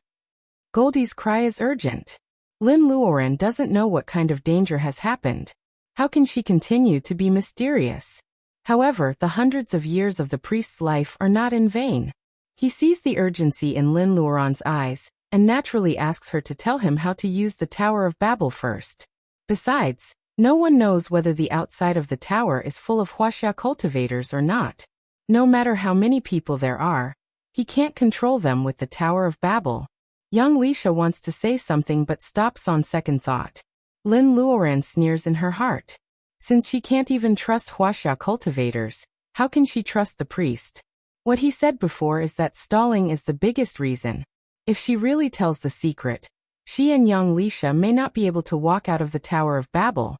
No, she has to let Goldie come in first and Cyan Little Fox. If she and young Lisha can go back to the 21st century through the stone gate of the Tower of Babel, they will have to live on bread in Babylon where there are no spirit herbs. The priest also has his own considerations, and Lin Luoran has her own plans. People who are not of the same race must have different intentions. In fact, neither of them can trust the other. The ancestor of the monsters of wood is fixed on the spot with his eyes rolling. Young Lisha says that she can't help. At this moment of stalemate, the gate of the stone tower is suddenly pushed open. Lin Luoran sees that the priest's face immediately darkens. A middle-aged Wuxia man looks at everyone with his mouth wide open. It seems that he doesn't expect there are so many people in the tower. He looks like he is the master, and you are all thieves. Under his armpit was Goldie, whose face was covered in dirt and was constantly struggling. The cyan little fox is in the man's other hand with tears in its eyes. It looks at Lin Luoran with grievance. Well, excuse me. Who is the master of these two birds and the fox? The middle-aged man is carrying Goldie and cyan little fox. Lin Luoran can't pretend to be deaf and dumb, so she coughs. She doesn't even see the middle-aged man move. The next moment, a magnified face appears in front of her. It's you, isn't it? You are a bird. You stole my barbecue. The most abominable thing is this damn fox. You stole 9 ginsengs and 8 sealworts from me. Hey. The middle-aged man completely ignores the priest and the icemen, who look like postmodern sculptures. He doesn't even feel the coldness in the tower. He is wearing a thin robe that doesn't fit him. He opens his hands to Lin Luoran. Lin Luoran looks at Goldie. Goldie tilts its head guiltily. Well, the barbecue must be real. Lin Luoran looks at the cyan little fox again. The little fox shakes its head and nods to her. What does this mean? The middle-aged man warns the cyan little fox fiercely. The little fox is in tears. It hates that it can't speak human language. It is true that they stole the spirit herbs, but the numbers don't add up. Every time the abominable man says something, the numbers change. The middle-aged man smiles. It's good that you admit that you are their master. I didn't lie to you, did I? Give me back the spirit herbs and the barbecue. Young Lisha is thinking about the welcoming light cast by the real body of the Tower of Babel. She only hopes that the human man who pops out suddenly can make things a little more complicated. The priest is uncertain. He still can't figure out how this man came in so easily. Only Lin Luoran, who has been blackmailed, feels a deep sense of familiarity. The middle-aged man in front of her is also a mature and handsome man in the future age of information explosion. Lin Luoran is sure that she has never seen this face before. But who does he look like? Lin Luoran frowns. In her memory, there is also such a greedy and annoying person like him. It's Liao. Lin Luoran saw Liao through the telescope, in the Seaview Pavilion of the Dragon Palace. The old fisherman's face is always annoying. Later, Liao disappeared. Did he also time travel? No, it can't be time travel. Is this Liao from more than 2,600 years ago? Although Lin Luoran is surprised that Liao still looks the same as when he was in Middle Liao, and owes him spirit herbs and barbecue, she is more angry that the Dragon Palace fell on her regardless of her will. It's you, Liao. Don't think that I don't know you just because you are younger. Tell me. The middle-aged man is shocked. His surname is Liao. He knows that he can't remember it wrong again. But how is he old? He pushes Lin Luoran's hand away. Little girl, although my surname is Liao, I am not old. You can call me Master Blue Waves. Chapter 303. If Lin Luoran knew that one of her actions could make a fact in line with the history of later generations, she would have been patient. Goldie and Cyan Little Fox escape because she grabs the master of the blue waves. They stay behind Lin Luoran with vigilance. It can be seen that they are afraid of the middle-aged man who calls himself the master of the blue waves. Seeing the farce in the stone tower, the high priest can't help but feel his temples throb even though he has been observing stars for hundreds of years. Who gave them the right to make trouble in the Tower of Babel? Lin Luoran grabs the master of the blue waves and he also wants to ask her for spirit herbs. They step back and approach the light of guidance. Young Lisha comes forward to stop them. The cyan little fox howls and rushes to them, dragging Goldie. 3 people and 2 beasts are out of the group system of the Tower of Babel. Therefore Lin Luoran and Young Lisha, the female monster, who come from the same place, are in the same group. The light of guidance flashes, and they appear in the center of the Tower of Babel. Can we go back after we push this door open? Lin Luoran can't believe it. Things go so smoothly. Whether the master of the blue waves is Liao or not, he is like a lucky star sent by God. Young Lisha feels it is a pity that she didn't learn anything else from her ancestor, but she still nods. In her eyes, cultivation is not so important. At least compared with spells, she wants Voidy to wake up. Therefore, Nothing can happen to Lin Luoran. Only she knows the last soul would. The premise of saving Voidy is that she must go back alive with Lin Luoran. They have already got the ancient book of the monsters of wood, so they don't care what the Tower of Babel can reward them with. This is already the best reward. A figure suddenly appears on the miracle, which causes a commotion among the Babylonians below. Amytas opens her red lips slightly. She can't believe that her makeup artist is standing in the center of the tower. Lin Luoran looks down and sees Amytas. If they push the door open, they will never see each other again. She has a good impression of Amytas, but it is a pity that she can only read the history of the development of the Mesopotamia if she wants to know more about this one-day friend. Would the Babylonians, who relied on clay tablets to record documents, be generous to their concubine and write 2 more strokes? Lin Luoran waves to Amytas, and a small box falls from her hand. Nebuchadnezzar is about to hid it away. Amytas shouts and Nebuchadnezzar grabs the box backhand. It is the magical box containing pearl powders of various colors. Amytas grasps it tightly and waves her hand like Lin Luoran does. Lin Luoran is going to remind her to be careful of her teacher. However, on second thought, Nebuchadnezzar is willing to build the hanging garden for her. The Princess of Media must not be retarded except for her appearance. Lin Luoran should leave the matter between Nebuchadnezzar and Nebuchadnezzar. The Euphrates River flowed slowly, and the golden wheat swayed in the wind. It was the harvest season. Babylon was full of yellow, noble gold, low-key earth, and abundant wheat. After taking another breath of air that had been around for more than 2,600 years, they would have to go back. Lin Luoran puts her hand on the stone door. She hears a whining sound behind her. The Master of Blue Waves has caught up with her during this short delay. You 2 little girls are so dishonest. I was wondering why I couldn't see through you at the beginning. It turns out that you are thieves from the Tower of Babel. The Master of Blue Waves covers young Leisha's mouth. The female monster is so angry that her face turns red. She keeps kicking the Master of Blue Waves. The Master of Blue Waves yells, but he also reveals the origin of Lin Luoran and the Master of Blue Waves, which surprises her. No matter Liao from 2,000 years later, or the Master of Blue Waves today, they have no personal ability in Lin Luoran's eyes. This man actually knows the mystery of the Tower of Babel. Wait, if he is really Liao, he must have lived for more than 2,000 years. How can such a person have no personal ability? Is he pretending to be weak? The high priest sees that outsiders have entered the Tower of Babel. He is shocked, and the fake saintess and the ancestor of the monsters of wood both break free.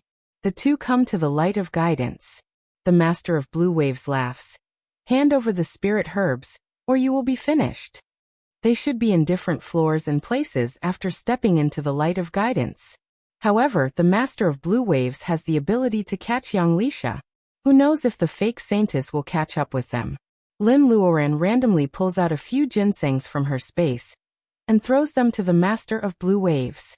These ginsengs are the offspring of the ginseng seeds Lin Luoran got from the Moose Seed Company when she first started her personal ability enhancement.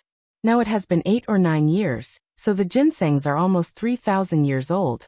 The Master of Blue Waves is stunned. He can't believe that he really got such good ginsengs by blackmailing them. He loosens his hand, and young Leisha has already broken free. The female monster is so ashamed and angry that she steps on the Master of Blue Waves' foot hard. Then she pulls Lin Luoran to open the stone door. Don't tell the fake saintess the secret of the Tower of Babel. Please. Lin Luoran's voice is drowned in the mist. The Master of Blue Waves comes to his senses. He doesn't know where he hid the ginsengs. He holds a book with a sad face. If I knew she was so generous, I wouldn't have stolen this book. It is the ancient book of the monsters of wood that young Leisha has. The monster ancestor catches up with them. Seeing the junior of his tribe disappearing in the mist of the stone door, he wants to go in. The Master of Blue Waves is soft-hearted and grabs him tightly. They were bullied by the high priest in the stone tower. So the monster ancestor is still a little afraid of people who dare to ignore the high priest. Give me back the ancient book of my tribe. The Master of Blue Waves is not in the mood to joke around with a man. He says coldly, "You mean this? I didn't take it from you." He has to give it back to the little monster. The master of blue waves is never greedy for small gains. He throws the ancient book into the mist. The monster ancestor is so angry that he wants to take it back. However, the stone door closes slowly, cutting off his spiritual mind. Who are you? The master of blue waves shows a bitter face. This monster is so annoying. He is so worried because he can't remember who he is. The master of blue waves is furious when the monster mentions his sad past. However, he can't defeat the monster ancestor, so he can only stare at him and kill him with his eyes. The fake saintess hesitates and pushes a stone door open. The monster ancestor who passed through the light with her is determined to be in the same group. He is pulled into the stone door by a strange force. The master of blue waves sweats and sincerely feels that these people are really not cute. At least they are not as sincere as the little female cultivator. If we meet again, the master of blue waves will definitely give you a big gift. Haha, a 3,000-year-old ginseng is rare nowadays. Not bad, not bad. He walks freely in the Tower of Babel and bumps into the high priest who is one step slower. The high priest looks unfriendly, and the master of blue waves feels a little guilty. It seems that he suddenly breaks in and messes up the good situation of the high priest. Ah, it's like this, Your Excellency High Priest. If you can let bygones be bygones, we can have a good talk about the Tower of Babel. I definitely won't waste your time. Don't think about those two who went in first. If they're not dead, they can only be sent to another planet. No matter how big the grudge is, we can't be too calculative when we're so far away, right? The master of blue waves talks eloquently and drags the high priest down the Tower of Babel. He shamelessly asks the high priest to send him to the dome. No one knows which stars he has moved, but the Tower of Babel floating in the air disappears. This person seems to know the Tower of Babel very well. It seems that he has no personal ability at all. It is really strange. The poor high priest has been shocked several times today and has become numb. In the stone door, Lin Luoran and Yang Lisha walk through the mist. Going back is more complicated than coming here. It is not like opening the door, and you will be in the 21st century. The two fumble in the mist and find another stone door after a while. They are both happy because they know they have found the right place. When they are about to open the door, they see something roaring over their heads and disappearing into the mist. The ancient book of the monsters of wood. Lin Luoran can't mistake the shape of the leaves. Young Lisha touches her body and feels bad. Lin Luoran is about to chase after it, but the female monster stops her. It's useless. The time difference is only a few seconds. It went through a different time and space gate.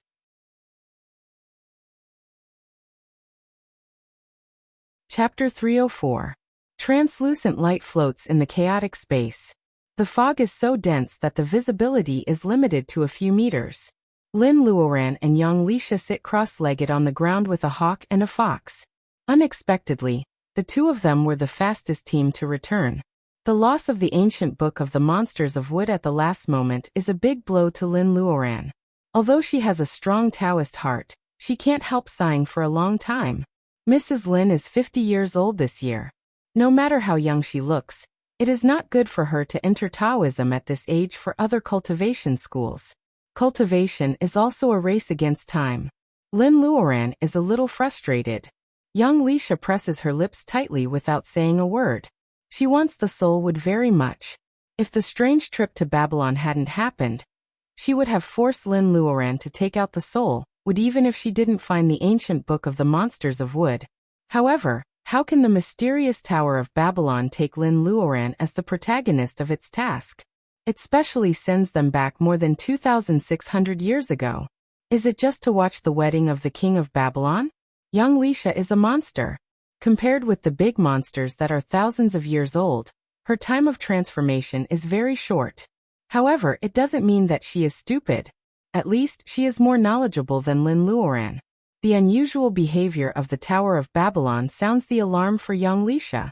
Although she doesn't know what is special about this female cultivator, she'd better not have the idea of snatching the soul wood until the last moment. It seems that we didn't get anything from this trip. The atmosphere is so awkward that young Lisha has to take the initiative to liven things up. Lin Luoran thinks for a while and shakes her head. We did get something. The fake saintess is indeed an alien, and the spiritual mind of the woman surnamed Ji is like a translator. Lin Luoran is even considering whether she should discuss with the crazy Taoist how to deal with the fake saintess in the underground of the Kalahari Desert. If the fake saintess takes the knowledge of cultivators from the earth out. It is strange. They met each other 2,600 years ago, and the fake saintess mistook her for an alien traveler. Why doesn't she remember her at all? Is it a clever time difference? Or something happened in the Tower of Babylon after Lin Luoran and Yang Lisha came back? Since the real use of the Tower of Babylon has been discovered in the spring and autumn period, have the cultivators on the earth gone to the other side of the starry sky, through the Tower of Babylon? Where are they now? If Yang Lisha were not here, Lin Luoran would have taken out the jade stairs to check. The star map carved on the dome of the stone tower was exactly the same as the first level of the jade stairs. If the first layer of the star map contained the power of the stars that could be borrowed, then what about the second layer? Would he be able to reverse space-time and directly travel through space? She holds the bead on her wrist and sees the man in robe in her dream for the second time. The first time was when Baojia was critically ill. Lin Luoran exhausted her Reiki, but it didn't help. After passing out, her body was controlled by an inexplicable force and it drew a powerful golden pattern. Is it a magic figure? Lin Luoran's intuition tells her that it should be something of a higher level than the magic figures of the Qingqing Taoist temple. According to Baojia's condition at that time, the golden pattern she painstakingly drew is far more effective than the healing power of the wood. It can even bring the dead back to life. In her coma dream, she saw the scene described in the classic of mountains and seas. The back of the man in robe, the beads on his wrist, and the golden pattern drawn in the air. There was also the gaze that crossed the layers of barriers and looked over, causing her divine sense to sting. Since then, she knows that this is something she can't peek at least not with her current personal ability. Then this time, the fake saintess forced her to retreat step by step. However, she saw the picture of the man in white robe traveling in the sea of stars. Although she didn't know where this strange green planet was, it was definitely more advanced than the Earth's technology that happened many years ago. Seeing the man in robe this time, she suddenly understands the strange language called Interstellar Standard Language by the fake saintess. There is no definite connection between the two times. Lin Luoran's fingers move slightly. She thinks of the mysterious golden pattern. Yang Lisha sees that Lin Luoran's mind is wandering, so she doesn't disturb her. She also closes her eyes to rest. After a long time, the fog loosens. Yang Lisha and Lin Luoran both open their eyes. Two people appear in the white fog, complaining to each other. It's Shi Heng and Chen Yun. Unexpectedly, it's these two teams that don't get along with each other who finish the task first. Fellow cultivator Shi, did you get anything? Lin Luoran stands up and asks. Chen Yun is angry. Shi Heng, if you didn't ignore the big picture, we wouldn't have missed the foundation laying bolus. Shi Heng rolls his eyes and ignores him. After listening to the story, Lin knows that the stone door Shi Heng and Chen Yun pushed open leads to a ruined cave. They were tortured by the remaining inhibition. After overcoming all the obstacles along the way, they really found the treasure left by the predecessors. The two of them can go through trials and tribulations together, but they can't endure hardships. Because they dislike each other, they don't even get the only bottle of foundation-laying bolus. Shi Heng doesn't complain much about Chen Yun. Lin Luoran feels surprised, so Shi Heng whispers to her that they triggered the inhibition, and it was Chen Yun who risked his life to get him out. Although it's the rule of the Tower of Babel that no teammates can be abandoned, even Lin Luoran has changed her opinion of Minister Chen. It is not easy to be an official. It must be hard for Chen Yun to manage a group of arrogant young cultivators. Chen Yun is a tactful man. When Lin Luoran puts herself in Chen Yun's shoes, it is not an exaggeration. Of course, what Lin Luoran can never forget is that they pressured the Lin family that year. If Zhou Yaowei didn't make a move first, Lin Luoran might have to fight against the entire world of cultivation when she gets back. Lin Luoran puts these thoughts aside and asks Shi Heng about his experience in the dilapidated cave. With their help, the next team should be back soon. The fog is still the same, but the mood of waiting is different. After waiting for another half a day, Two people riding tall horses come out of the fog. They are Grandpa Mu and Grandpa Gua. The two cultivators of laying foundation are dressed like nobles in the Middle Ages in Europe. Even their saddles are made of pure gold. Seeing that there are not many people waiting on the platform, Grandpa Mu and Grandpa Gua are relieved. It's better not to let the juniors see their weird clothes. Compared with the short adventure of Lin Luoran's team in Shiheng, Grandpa Gua and Grandpa Mu have spent more than a year in the strange world, as they call it, although they only appeared one step later than the two teams. A world of magic and swords? They are all excited. After a while, Grandpa Gua stops coughing. His face is ruddy and some of his white hair has turned black. He is in a good state. Grandpa Gua is a little embarrassed. The locals in that world are very strange. They turn a blind eye to the Reiki of the 5 elements in the world, and practice the magic of elements. With Grandpa Mu's help, my old illness is really cured. Grandpa Mu laughs. Cured? As soon as you advance, your old illness will be cured without any medicine. Lin Luoran is surprised by the way the two seniors showed up. If Grandpa Mu didn't tell her, she wouldn't have noticed Grandpa Gua's cultivation. Now she senses it. Grandpa Gua has broken through the middle stage of laying foundation. And there is a sign of the late stage of laying foundation. Every time Reiki advances, it is time for the body to be improved by Reiki. With the help of Master Mu, Reiki of the 5 elements, which no one in the magic world cares about, is scarce for Master Gua's dry meridians. Taking advantage of the advancement, Master Gua's old wounds are healed without any medicine. Both of them want to advance. It seems that if I don't work hard, I won't be able to show my face in front of others. Shiheng says to himself. Needless to say, he must be thinking of his precious apprentice Li Shi, whose cultivation is almost catching up with his. Chunyin is jealous for a while. Then he thinks of Grandpa Gua's fierce reputation when he was young. Grandpa Gua was a great deterrent to the neighboring island country. Even if Grandpa Gua only regains his original fighting capacity, he is still very powerful, not to mention the blessing of the advancement. At least for the state of Wuxia. Chunyin is not so depressed anymore. Only Lin Luoran is sincerely happy. Congratulations, Grandpa Gua. Grandpa Gua sighs. Luoran, I really need to thank you. If you didn't provide me with elixirs for years, I might not be able to live until now, let alone advance. And Mu, if you didn't help me, you would be the one who advanced. You won't have such a chance to enjoy such pure Reiki in the future. Grandpa Mu pulls his clothes and ignores his close friend's sentimental words. He takes out a green crystal the size of a goose egg from his front pocket. What is this? Grandpa Mu says mysteriously. The real gain of this trip. We suspect that it has something to do with the Tower of Babel. An emerald-like crystal is lying quietly in Grandpa Mu's hand on a silver chain. It is the heart of Druid that the Bauhinia Empire in the magic world fought for. The dense fog became lively. The young cultivators returned to their respective places. Some were in high spirits, and it seemed like they had gained quite a bit. There were also people who were dejected. Some are seriously injured, and are dragged back by their companions. They thought they were going to die, but when they return to the fog, they find that there is no trace on their bodies. Some are really seriously injured. Lin Luoran can't help but worry about her father and Yuan Yi who haven't shown up yet. As time goes by, almost all people have returned. Lin Luoran's parents tell her that she will be fine, but she still can't help worrying about her father and Yuan Yi. If the two of them didn't fall in the same place after passing through the stone gate, Mr. Lin has no combat experience. What should she do?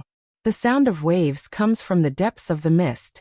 Lin Luoran thinks she has misheard it. A stream of seawater spreads to their feet. A strange boat appears in the mist. Mr. Lin and Yuan Yi, who are much tanned, are holding the reins and staring at the boat in astonishment. Lin Luoran bursts into laughter. Being tanned is nothing. Mr. Lin and Yuan Yi are so lucky that they are still alive. Is everyone here? Lin Luoran looks at young Lisha. The female monster stays away from the crowd. Her dimpled face shows alienation. However, after waiting for a long time, they are still standing in the fog. The Tower of Babel hasn't sent them out. What's going on? Chu Yi, who is a man of few words, looks around and says nervously, Master Lin, Yi Xiaobei is not here yet. He took his turn.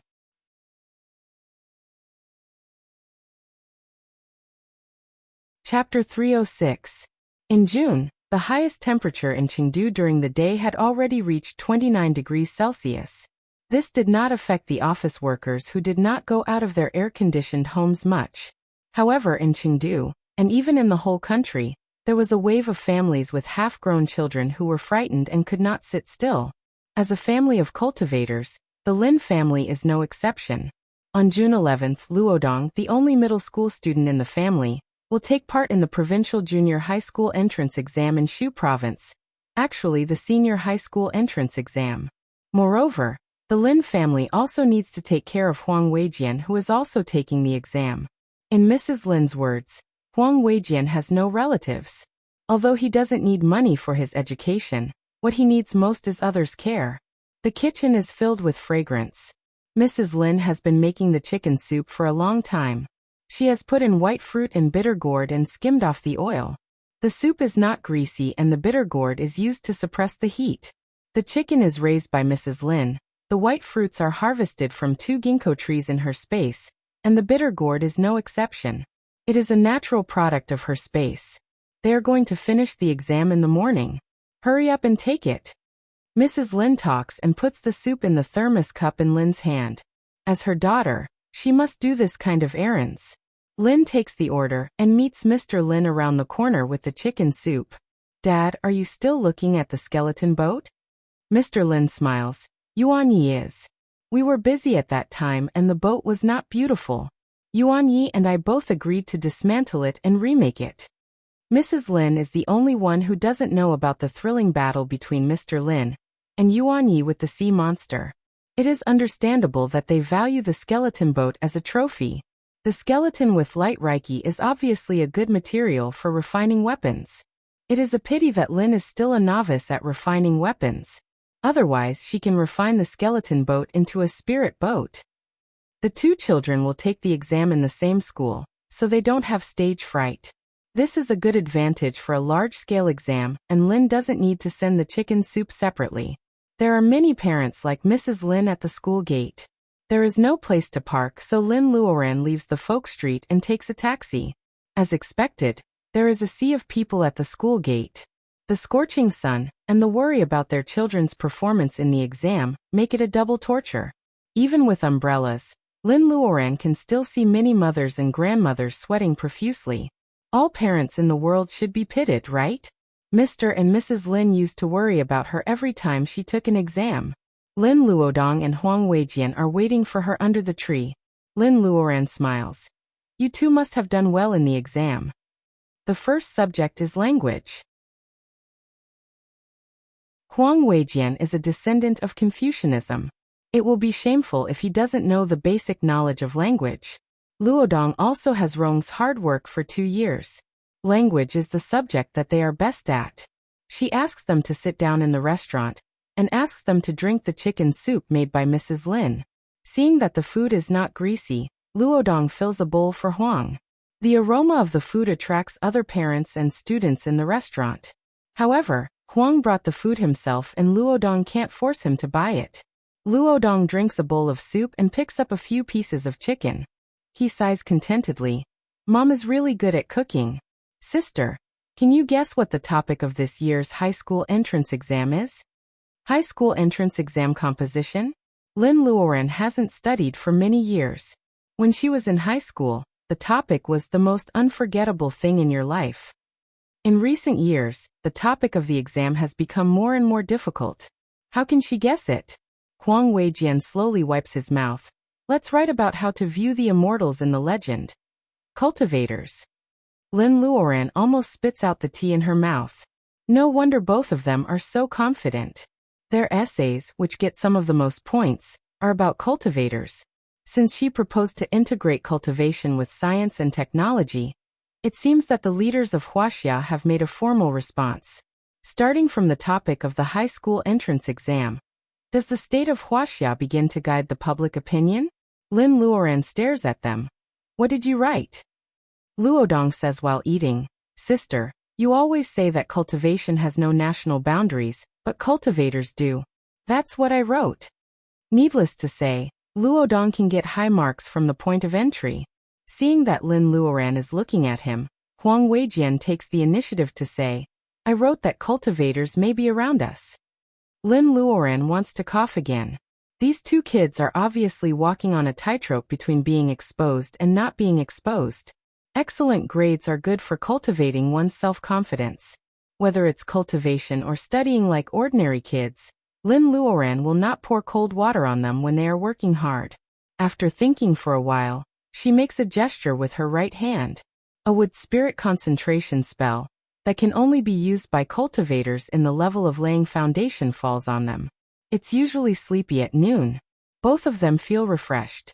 They don't know the meaning of the refreshment until they have the math exam in the afternoon. They are calm, clear, and even open up their minds. The last question in the math exam of the high school entrance exam is always very difficult. It is said that this is a watershed to test whether a student is good at math. You don't need to be good at math, but you need to be very good at it. According to Luodong's and Huang Weijian's usual grades, they are not at a loss to solve this question.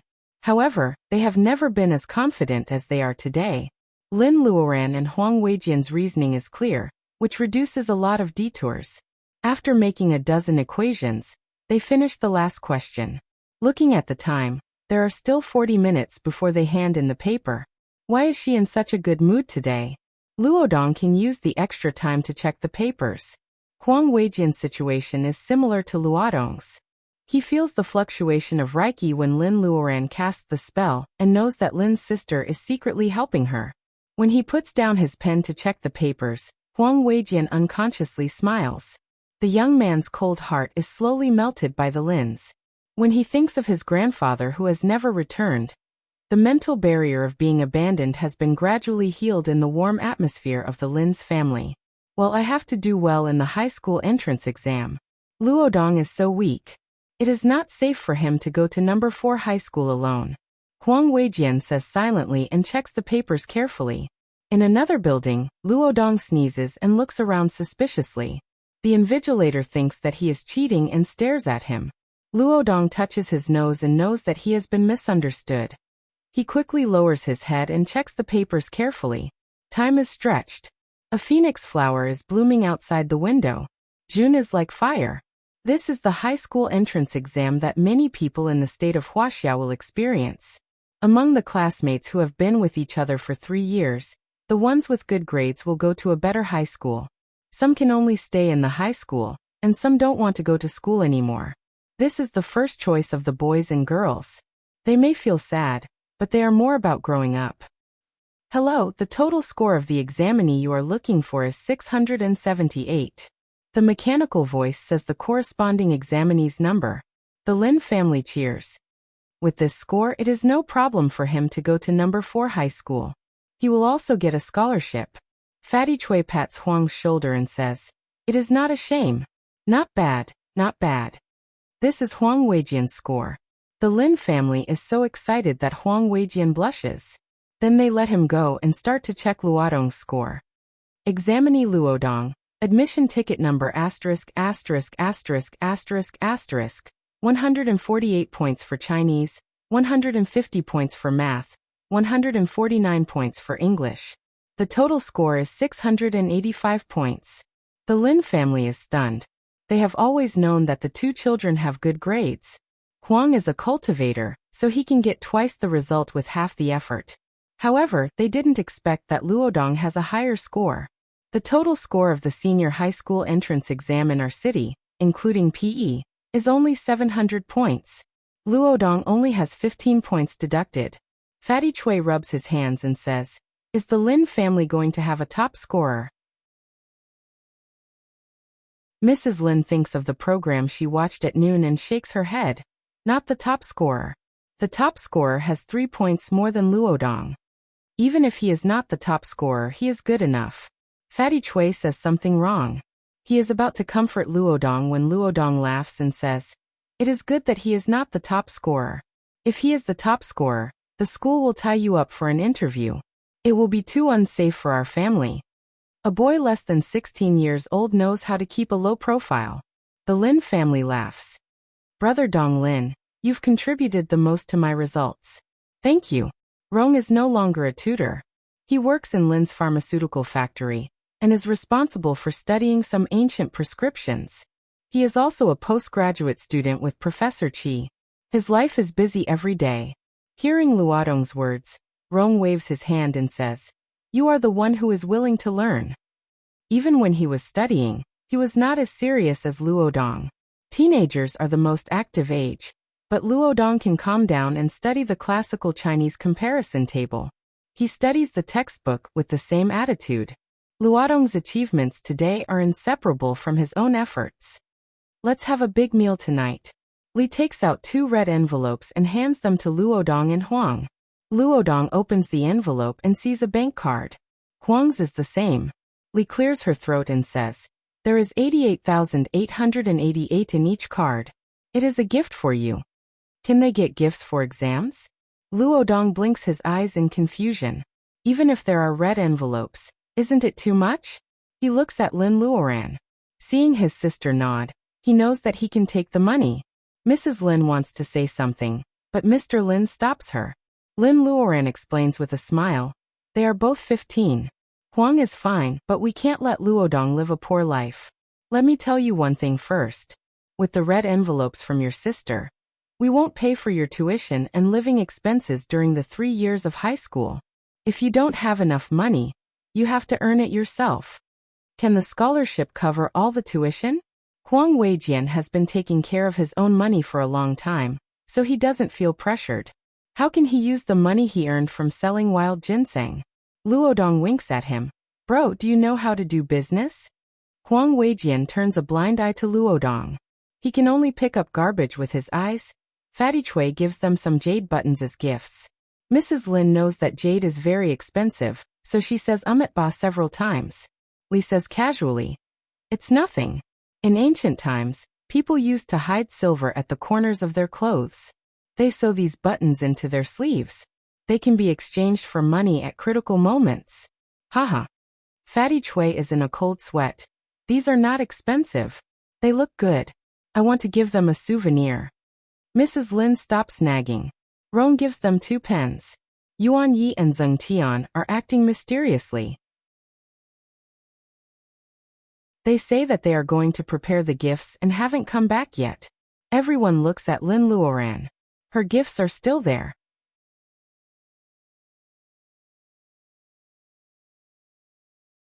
Chapter 307. In the beautiful Yibin, there are tens of thousands of acres of green mountainous area. Bamboo stretches as far as the eye can see, covering hundreds of hills.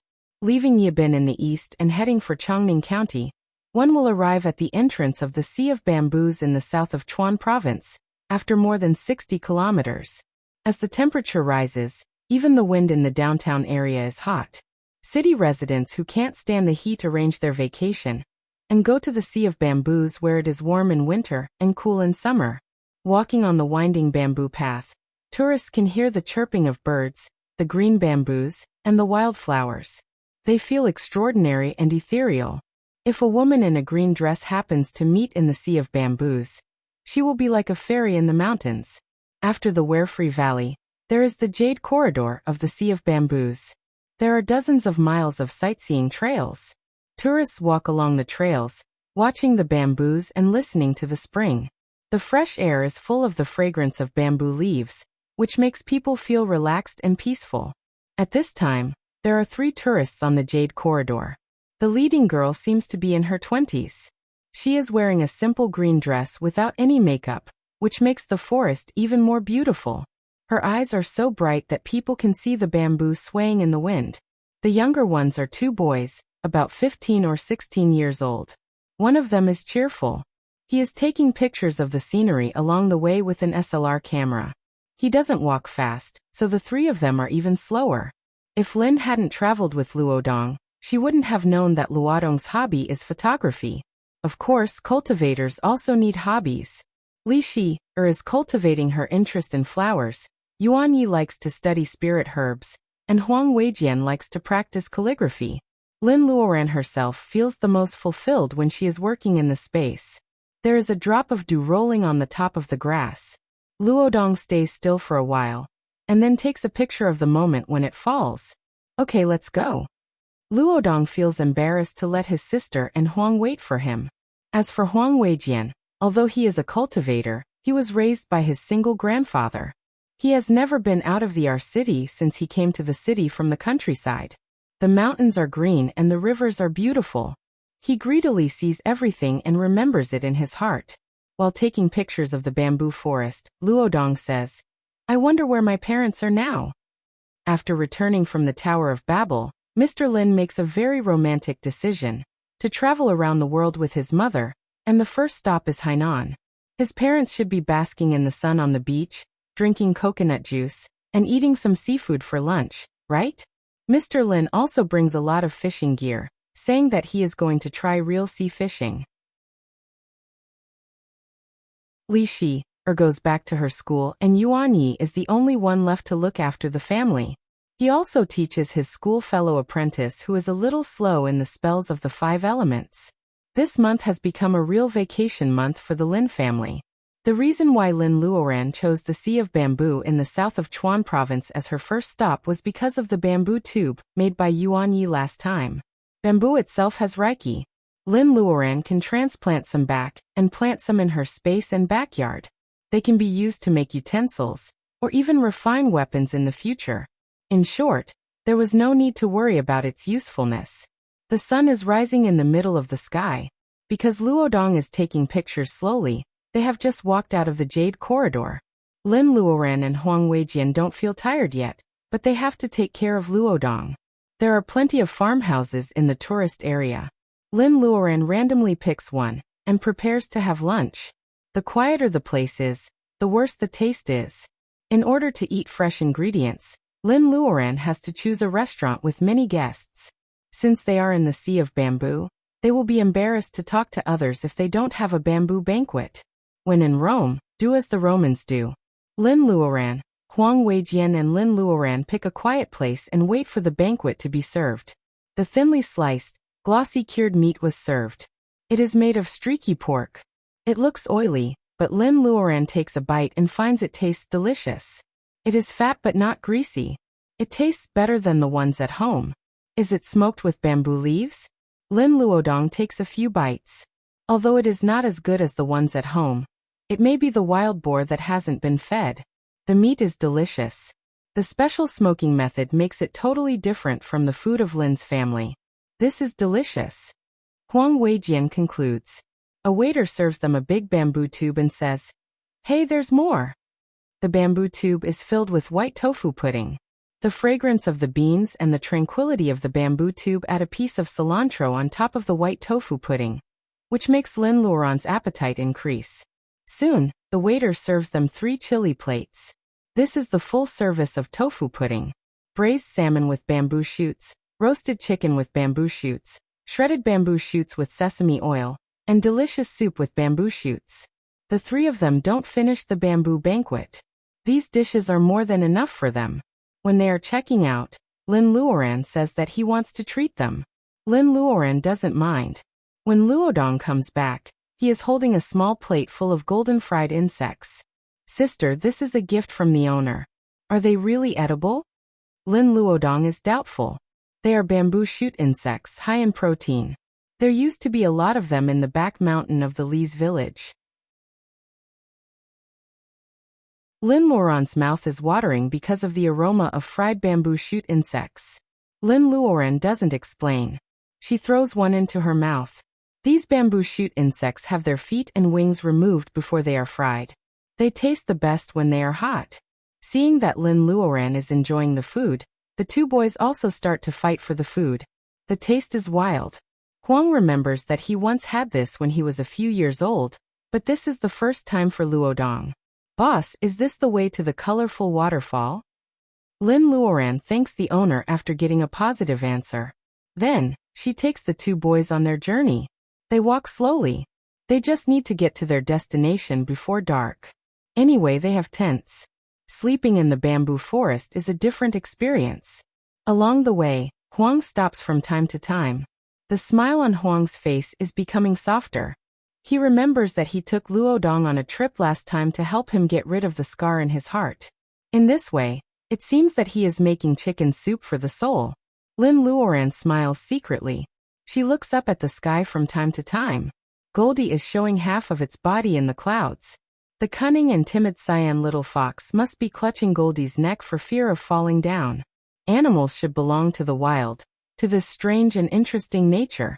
Last time when he took them to the Tower of Babel, it was not just for fun, but they were almost turned into barbecued meat by the blue waves, which made both the eagle and the fox feel a lingering fear. Well, she needs to comfort their fragile hearts. The Sea of Bamboos in the south of Chuan Province is beautiful.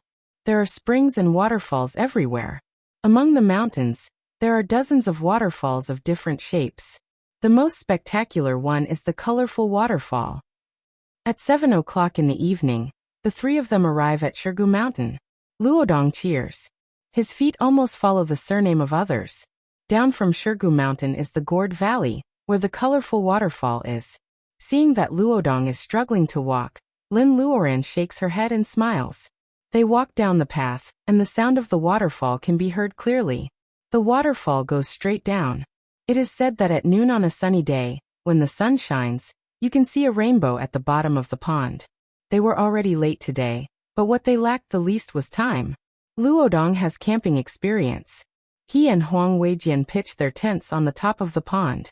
Lin Luoran picks up some firewood and builds a stove with stones. She boils the water in a pot and asks the two teenagers to keep an eye on the fire. Goldie lands on the ground in a blink of an eye when there is no one around. After shaking off the cyan little fox, it becomes the size of an ordinary eagle and stands on Lin Luoran's shoulder. The cyan little fox feels wronged, but soon its attention is attracted by Luodong and Huang trying to catch fish.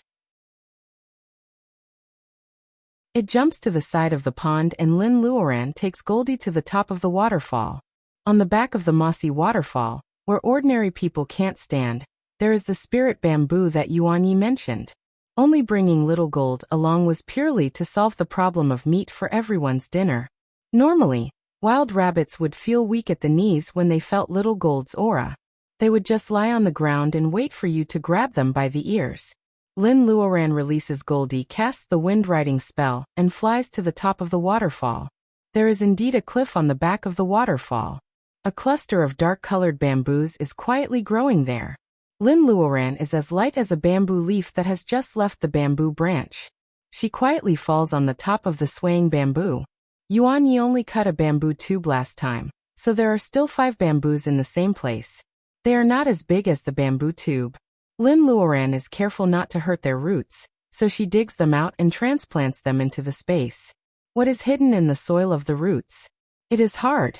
Lin Luoran pinches something. When she is about to take it out, the heart of Druid in her clothes starts to buzz.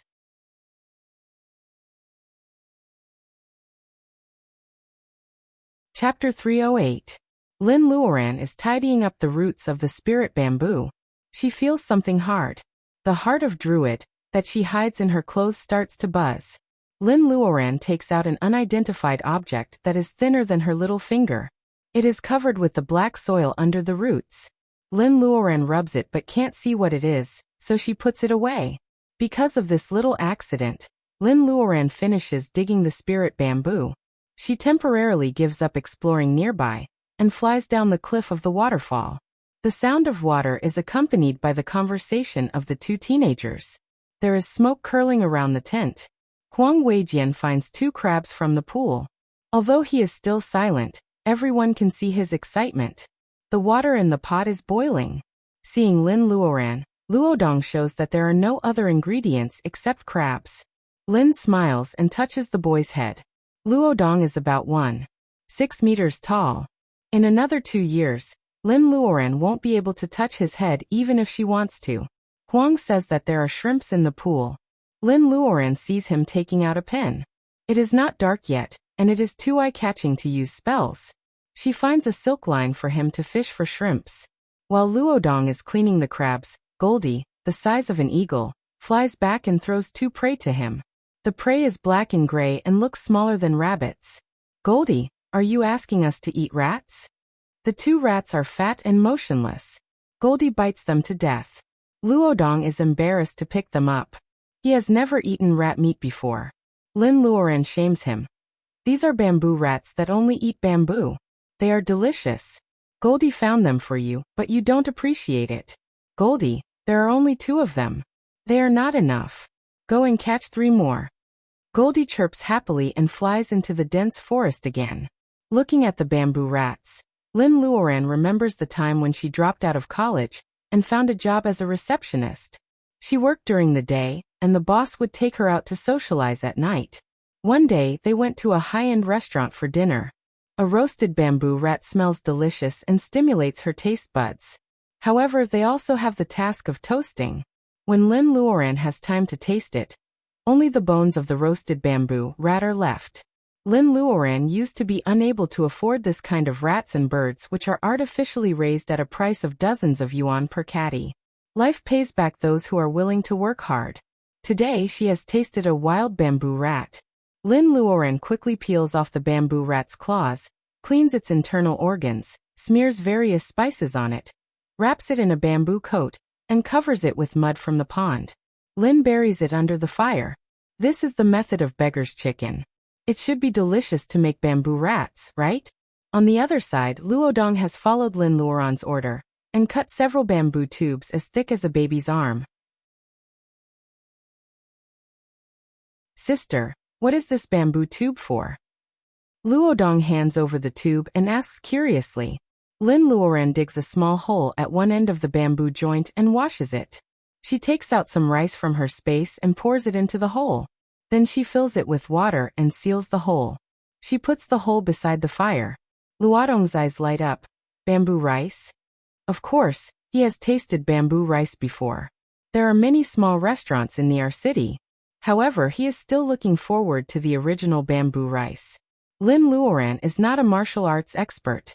Lin Luoran doesn't have all kinds of martial arts skills. She learned how to cook bamboo rice from a TV documentary she watched when she was young. The main character was a local minority girl in Yunnan. She went up the mountain to chop firewood and only brought a handful of rice for lunch. At noon, she lit a fire and cooked bamboo rice according to the steps. When the rice was ready, she cut the bamboo rice with a chopper. Lin Luoran seemed to smell the fragrance of rice in front of the TV. After making several bamboo rice tubes, the water in the pot is almost boiled dry. Huang's shrimp fishing business is going well. There are several big shrimps by the pond. Luodong runs to help.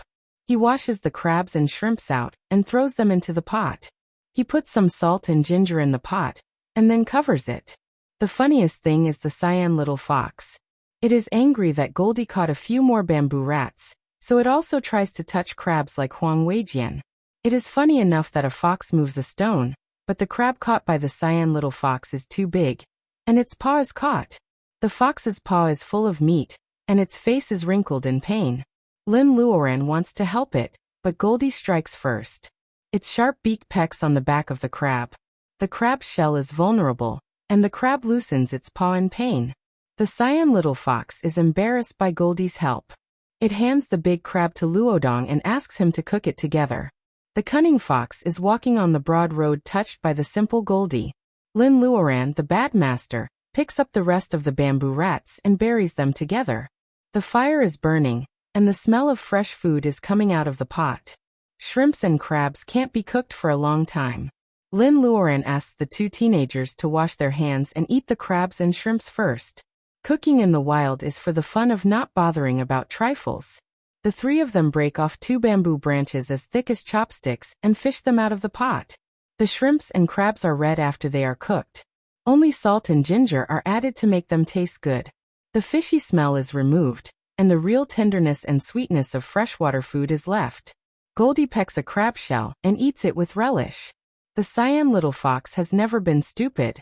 It chooses a pebble of moderate size, breaks the crab shell, and picks up the crab meat with a bamboo branch.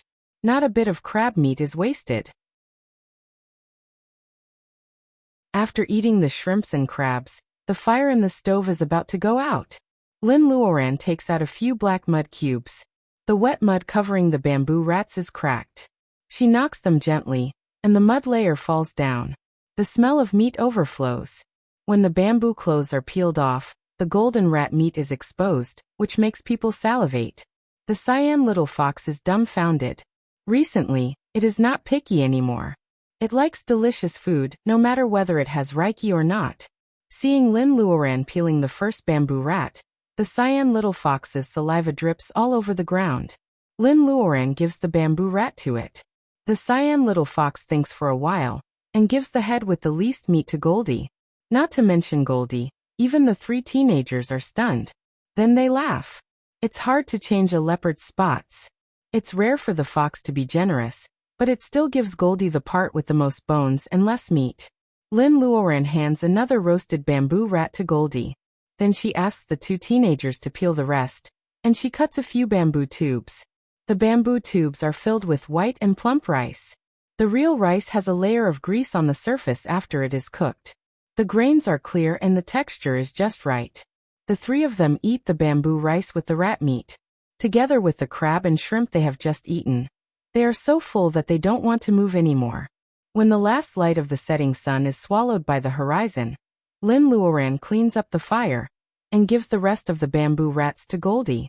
It is the hero of the hunt. Lin Luodong says that he wants to go to the forest with Huang Weijian to digest the food. Thinking of the thing she hasn't checked yet, Lin Luoran nods. Take Goldie with you in case you get lost. Remember, safety first. Come back early. There is nothing more attractive than exploring in such a deep forest in the evening. Even Huang Weijian is a little excited. They set off with Goldie soon. Lin Luoran takes out the little thing she found at the root of the spirit bamboo. It is covered with black mud, and is hard to recognize. She walks to the pool and washes it. The torrent washes away the mud and gradually reveals its original color. A 5-centimeter long metal rod, thinner than the little finger, is exposed. 2 characters that Lin Luoran doesn't know are carved on it. Lin Luoran turns the metal over and over again, but she doesn't know it. Could it be that this little metal stick had turned the ordinary bamboo into spiritual bamboo? Maybe it is just a coincidence. However, how can she explain the reaction of the Heart of Druid? After leaving the Tower of Babel, the Heart of Druid has lost its original listening ability. Lin Luoran has studied it for a month, but she has no clue. Lin Luoran takes off the Heart of Druid. It is a crystal the size of a goose egg with a thin slit in the middle. It is said that the Heart of Druid was divided into 2 halves by the elves in the alien world. As soon as it approaches the metal rod, it starts to buzz again. Lin Luoran looks at the silver chain. The hole pierced by the silver chain seems to be the same size as the metal rod. Lin Luoran unties the silver chain and puts the clean metal rod on it. It's exactly the same. There is no gap at all. They are indeed one. Lin Luoran doesn't know who brought this thing into the Tower of Babel and fell into the alien world. Or someone took the metal rod and lost it in the Sea of Bamboo in the south of Chuan province. Lin Luoran really doesn't expect to have all of them. It is so unreal and so unreliable. Lin Luoran looks at the Heart of Druid, in which the metal rod is inserted. Nothing changes. When she is about to put it away, the cyan little fox jumps into her arms.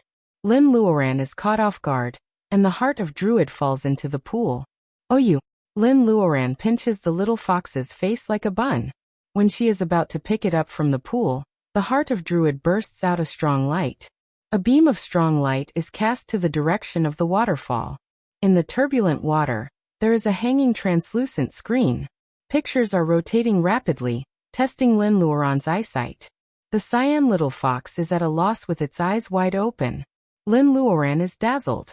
The flashing pictures, the silvery matte sound of the ship, the circuit board covered with crystal wires, the dark and cold. Is it a mecha? Could it be that the Heart of Druid was just a movie player?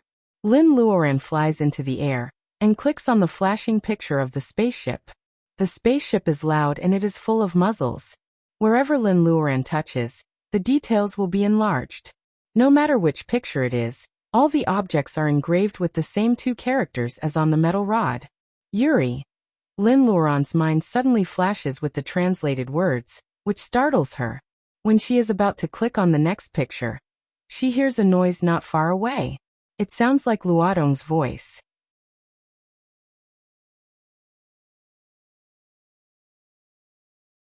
Chapter 309. The cyan little fox is also very fast. As soon as Lin Luoran arrives at the edge of the bamboo forest, it also rushes over. Lin Luoran throws it on her shoulder. It clings to Lin Luoran's neck tightly. The wind makes the cyan little fox's hair stand up. Over a hill, Lin Luoran sees Lin Luodong's SLR camera on the ground. On the hillside, Huang Weijian is guarding in front of a wild tea tree. His mouth is closed tightly. It seems that he is holding back his anger. As for Lin Luodong, he opens his hands and stands in front of a group of people. It's so dark. Lin Luoran doesn't know why there is a conflict. Lin Luoran comes almost silently. She lands not far away, ready to see how things develop. Don't go too far. We found this wild tea tree first. Lin Luodong's eyes are red with anger. It seems that he has been wronged a lot. A man says with a fake smile, "Don't talk nonsense. This wild tea tree was found by a Nihanese tourist. Which school are you from? You are breaking international friendship." His accent was 100% Wuxia. What a compliment. He was really good at putting on airs. Was he a travel translator? It turns out that they are Nihanese. No wonder there are strange waves of power in them. It doesn't seem to be the way of Wuxia. Where is Goldie? Where is it? Lin Luoran secretly senses. It turns out that Goldie is hiding on the pine tree above her head, looking at these people coldly. If Lin Luoran doesn't come, Goldie will talk to them and they will all die. Huang Weijian didn't do anything because there were Nihanese cultivators among them, right? This child is a good seedling with a calm mind. If he can't kill them with one blow, he is willing to bear it. Sunjun, we are willing to pay a lot of money to buy it. The speaker is a Nihanese woman in a white dress. She has neat bangs and a gentle expression. Lin Luoran can see things at night. At a glance, she feels that this Nihanese woman is very familiar. Well, isn't she the only woman who escaped from the Nihanese team on the night of Bermuda? Russia and Nihanese suffered the most in the night of Bermuda. The Nihanese team was completely annihilated, while the Nihanese had a woman who survived. That woman's photo is posted in the tribe of cultivators as a warning. A woman who can survive the annihilation of the whole team is not as gentle as she looks. By the way, she seemed to be called Sakurako Asada. Luodong says angrily, "We won't sell it." Not everyone in Wuxia is so short of money that they are willing to sell their souls. Lin Luoran has never seen Luodong like this before. It seems that Luodong must have done something wicked before Lin Luoran arrived. Jobs don't discriminate between the rich and the poor, and they are all ordinary people who are trying to make a living. They shouldn't hate each other so much. However, as a Wuxia man, Luodong bullies his own people. Lin Luoran doesn't understand why he would do such wicked things because of his twisted sense of inferiority. Huang Weijian takes out the balled pen and is ready to fight. The translator is still talking. Sakurako Asada looks at the 5 people on her side. It is not difficult to take down the little Wuxia cultivator. But why are the 2 Wuxia teenagers still staying in the mountains at night? He must have a teacher accompanying him. Sakurako Asada is not afraid of trouble, but she won't make trouble for no reason, especially in the land of Wuxia.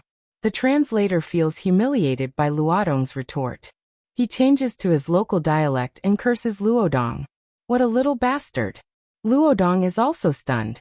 Huang is not the only one who feels embarrassed. Luodong is also stunned. Sakurako Asada can understand some Wuxia language, but it is limited to Mandarin, which is widely used throughout the country. She also knows nothing about this dialect. Lin Luoran originally wants to see how the 2 children will be dealt with. Hearing this, she can't hide anymore and shows up. The dense forest is dark. When Lin Luoran moves, her breath-holding spell can't hide her breath. Even if Sakurako doesn't turn around, her whole body is stiff. This is the breath of an extremely powerful Wuxia cultivator. If she had known that the teacher of these 2 teenagers is such a powerful figure, they would have given up this rare wild tea. Money is hard to buy. Sakurako Asada is flexible. She turns around and makes a 90-degree greeting gesture. "Master." Lin Luoran chuckles softly. Her young voice is exposed. Sakurako Asada looks up in surprise. When she sees Lin Luoran's face at a close distance, she buries her head deeper. Sister. Lin Luodong's eyes are red. At his age, it is hard enough for him to face these people, including the cynicism of the translator. When he sees the backbone, his eyes inevitably turn red. Sakurako Asada is short of breath. She wants to explain in a hurry, but she doesn't dare to raise her head. Just like how the tribe of cultivators occasionally gossips about this lucky Japanese woman and the star cultivators of other countries, Lin Luoran is now a rising star among the major forces on the earth. She is establishing her position step by step. A firefly can't compete with the bright moon. Lin Luoran doesn't even know that she has become a new force in the world. The name Lin Luoran has been branded with a gilded seal as she annihilates Crystal, a branch of the bloodline that challenges the bottom line of Wuxia. Miss Sakurako, you are too polite, so these people think you are easy to bully. The Empire of Japan is a friend of Wuxia. If there is a conflict, the government will stand on the side of foreign guests. Interpreter Sun hurries to show off. Lin Luoran glances at him lightly. Ordinary people can't see things in the dark, but Interpreter Sun shivers and feels cold on his back. He is wondering why it is so cold in the mountain tonight. Suddenly, a beam of light shines. Interpreter Sun can't help but block the dazzling light with the back of his hand. In the dim light, he sees a woman who looks like a wild elf and the neat back heads of 5 Nihonese. At the moment, he has no time to think about why the distinguished Nihonese guests are like this. The dim light comes from the woman's fingertips. How can human fingers not be afraid of fire? Interpreter Sun, an elite who has studied in Nihonese for many years, is confused at this moment. He suddenly thinks of a possibility and can't help trembling slightly. Shio cultivator. Lin Luoran smiles. Miss Sakurako, how much are you willing to pay for this tea tree? Sakurako Asada is anxious. Master Lin Sakurako, I don't dare. It's a misunderstanding. She regrets that she didn't learn the Wuxia language better. Now her explanation seems weak. Lin Luoran doesn't say yes or no. She takes 2 steps and looks at Huang Weijian, who is full of anger. Why don't you dig the tea tree? Huang Weijian's anger seems to be blown away by the wind. Lin Luoran's voice has a kind of soothing power. He suddenly finds that he is not angry anymore. Hey, come and help. Lin Luodong runs over and starts to dig the wild tea tree with Huang Weijian. Lin Luoran comes back again. What are you doing in Wuxia? Have you reported to Minister Chen? These people are not good at the Wuxia language. The interpreter, who is so scared that he almost pees his pants, comes in handy. From his poor translation, Lin Luoran knows that this group of people say they are traveling, but they actually come to the Sea of Bamboo in the south of Chuan to find some mountain treasures. This beautiful wild tea tree is a potential target. The wild vegetables of Wuxia were very popular in Japan. The people of Japan were small and had a lot of people, but they loved things like tea ceremony. This reason could be justified on other occasions, but how many cultivators were needed to dig up the mountain delicacies? Lin Luoran stares at them for a while. That's good. I don't like people playing tricks on the land of the Wuxia, and I don't want any spirit things to be smuggled out of the Wuxia. Do you understand? Have a good time. Interpreter Sun stutters and translates. They all say hi. The 2 teenagers dig up the wild tea tree, and Lin Luoran puts it into her space. Such a big tea tree makes Interpreter Sun sweat. She doesn't look at them again and takes the 2 teenagers in the opposite direction. After a long time, Sakurako Asada raises her stiff neck. The other 4 neon people also raise their heads carefully. Interpreter Sun slips down powerlessly. His trousers are wet. The neon people feel ashamed of Interpreter Sun and are ready to get rid of him quietly. Sakurako Asada gives a warning look. Although she doesn't like it, she doesn't like outsiders to intervene. It is said that this cultivator in the level of laying foundation is very protective of her compatriots. It is very unwise to get rid of Interpreter Sunday. Hi. Is it Lin Jun? Yes. We have to be more careful.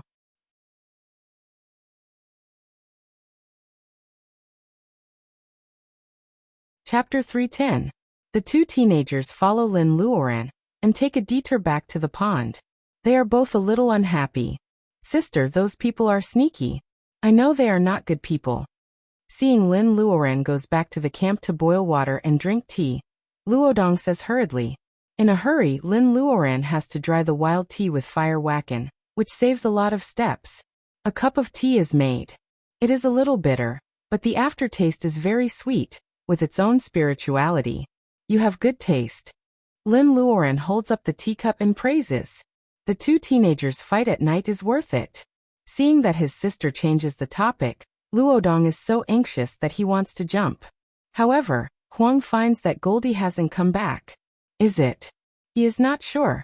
Lin Luoran nods.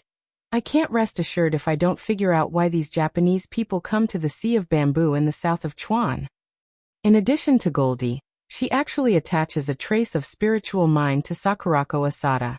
With Goldie monitoring in the air and the spiritual mind as a guide, Lin Luoran can ensure that nothing goes wrong. Luodong is very excited because he hasn't cultivated yet, and has never gone on an adventure with his sister. This summer, he can foresee that it must be a special and unforgettable summer camp. Huang Weijian nods. So now we? Lin Luoran laughs. Of course we sleep now. You're just a kid in your teens. If you don't rest well, you won't be able to grow taller. She is also 1.7 meters tall. The two teenagers can't compete with her height at this time. They are speechless and obediently run to the tent to sleep. Lin Luoran takes the cyan little fox to another tent. You too. You can't grow up without sleep. The cyan little fox shows its teeth. Lin Luoran is not moved. She holds the little fox and meditates by the pond. The bamboo forest is full of wood reiki. The cyan little fox also gets a lot of wood reiki because of the bead. It obediently lies on Lin Luoran's feet, forgetting that Lin Luoran said it can't grow up. Lin Luoran is awakened by the birds in the morning. The two excited teenagers had a very restless sleep last night. When Lin Luoran opens her eyes, they have even packed up their tents and are just waiting to set off. It seems you are not in the mood to make breakfast, right? Here. She handed a few fresh wild tea leaves to the two teenagers and took the lead to demonstrate. She put a few more leaves into her mouth and chewed. Luodong always trusts his sister the most. He imitates her and chews the tea. Huang hesitates for a second. When Lin spits out the tea, he realizes that it is for freshening breath. This elder sister of the Lin family was very strange. It was as if she knew everything about the grass and trees in the mountains. It was as if she really belonged to the forest. After spitting out the tea leaves, the refreshing taste in his mouth was indeed different from that of toothpaste. It belonged to a different kind of feeling. 3 people and 1 fox set off, eating some fruits to fill their stomachs. They walked all the way deep into the mountains. The waterfall splashed many drops of water on the bamboo leaves. A new day had just begun. Several Nihanese rush away at night. After a night of walking, they are cultivators, but Interpreter's son is immortal. He stumbles in the dense forest, which slows down the team. A Nihanese man wants to abandon him several times, but Sakurako Asada makes the decision to keep him. In the morning, when Interpreter's son is reluctant to walk with a pair of red eyes, they finally see the smoke in the depths of the forest. There is smoke, there is someone. Sakurako Asada takes out the map and compares it. She is happy. Mr. Sun, hold on. Interpreter's son is so sleepy that his upper and lower eyelids are fighting. He can't understand why these Nihanese guests don't want to stay in the city. Why do they come to such a desolate place? He was scared by the cultivators last night, and then ran all night. He is so embarrassed. Sakurako Asada whispers in Interpreter's son's ear for a while, and Interpreter's son becomes more energetic. The soft please satisfies Interpreter's son's manly feelings. He feels that Miss Sakurako is so weak that people feel pity for her. He has to cheer up and lead the way. They go over another mountain. There are some sparse thatched roofs in the mountain stream. Interpreter's son takes the lead and leads several Nihanese down the hill to the village. Goldie stares at these people coldly in the clouds and quietly falls on a big locust tree at the entrance of the village. A small sparrow is shocked by the majesty of a high-level bird and falls to the ground in a daze. It is picked up by several children who are playing. They laugh and say they are going to roast the sparrow to eat. Interpreter's son goes all the way into the village. There are few outsiders in this isolated village. The dogs in the village smell the smell of strangers and bark together, like a chorus. An old man wearing a pair of straw shoes walks here with a bowl of noodles. His turbid eyes find they are all young people he doesn't know, but he still greets them warmly. Where do you come from? Did you get lost in the mountains? This village is extremely remote, hidden in the deep mountains. There is no electricity today. Ordinary people can't find this place if they are not lost. Sakurako Asada understands Chinese perfectly, but the old man's accent is too heavy. She only hears lost or something like that. She is overjoyed. This excuse is very suitable for them. However, Interpreter's son doesn't dare to vent to the Nihonese guests after a night of hard work. He is superior to his compatriots. At this time, he doesn't see Sakurako Asada's eyes at all. He takes out a few old people's heads and says, "Old man, make us breakfast and clean up 2 rooms, and the money is yours." The old man is deaf and doesn't hear what Interpreter's son says. "You want to give me the money? That's so embarrassing. Young man, I don't want your money. Go away." Many people open the door and laugh when they hear the old man's words. This outsider speaks in a superior way, which makes people uncomfortable. It's good to tease them. Sakurako Asada coughs softly. Interpreter's son adds a few more pieces of money and repeats his words. It's about 1,000 yuan. In such a barren place, some people can't see so much cash even after digging on the slope for a year. They don't use electricity, but necessities such as salt are always needed. 1,000 yuan is not enough for an ordinary working family's monthly living expenses in a city where prices are soaring. How much is salt? It's 1.5 yuan and 50 cents plus iodine. If it's replaced with salt, it can make a family die of saltiness. The old man took the money and really brought them to the courtyard of his house. Interpreter's son is proud. Sakurako Asada seems to love the pottery jars hanging on the wall and yard everywhere in the village. She whispers with several men there. Interpreter's son doesn't know what's in the pottery jars. He squeezes in and is ready to talk about it temporarily. Sakurako Asada and others stop the topic. The old man comes out with egg noodles. Hearing the crooked Nihonese accent, the old man is stunned. He is going to spit in the egg noodles, but he can't bear to spoil the food. He turns a corner and goes out from the back to call those naughty children to eat noodles. Several children are tempted by the egg fragrance. This morning, the children in the village have 2 meals. They are very happy with their bellies full. The old man returns to the kitchen and cooks last night's leftovers into porridge. He throws rotten sweet potatoes, which are specially picked out to feed pigs, into the stove to roast. After half an hour, the breakfast of porridge and roasted sweet potatoes is served. An old clay jar contains a jar of porridge, and the roasted sweet potatoes are placed in a pottery jar with a hole in it. Interpreter's son is the first to fall down in anger. He pays 1,000 yuan for seafood steamed dumplings, but the old man sends him away with rotten sweet potatoes. It's too much. He is about to get angry, but Sakurako Asada and others are eating very happily. Porridge and sweet potatoes are all natural things, in line with the way of health pursued by Nihonese people. Seeing Sakurako Asada drinking porridge, the old man snorts in his heart, but he changes his mind about these Nihonese. Of course he is still vigilant. Interpreter's son, who is labeled as a traitor, has just begun his ordeal in the small mountain village. While Interpreter's son is still struggling with the dark toilet in the village, Lin Luoran, with 2 teenagers and a cyan little fox, lands on the top of the hill slowly. She rides on the sword, and Sakurako Asada and others walk. It's only a matter of time before they catch up with them. She has reached the middle stage of laying foundation, and her spiritual mind is no more than 10 miles. These Nihonese personal ability is too low to find them at this distance. Feeling goldy, Lin Luoran comforts it and asks it to continue to monitor. However, this small mountain village is so difficult to find, and there is only a narrow path connecting it with the outside world. What are Sakurako Asada and others doing here? Lin Luodong is excited. He takes out a military telescope from his luggage and hands it to Huang Weijian.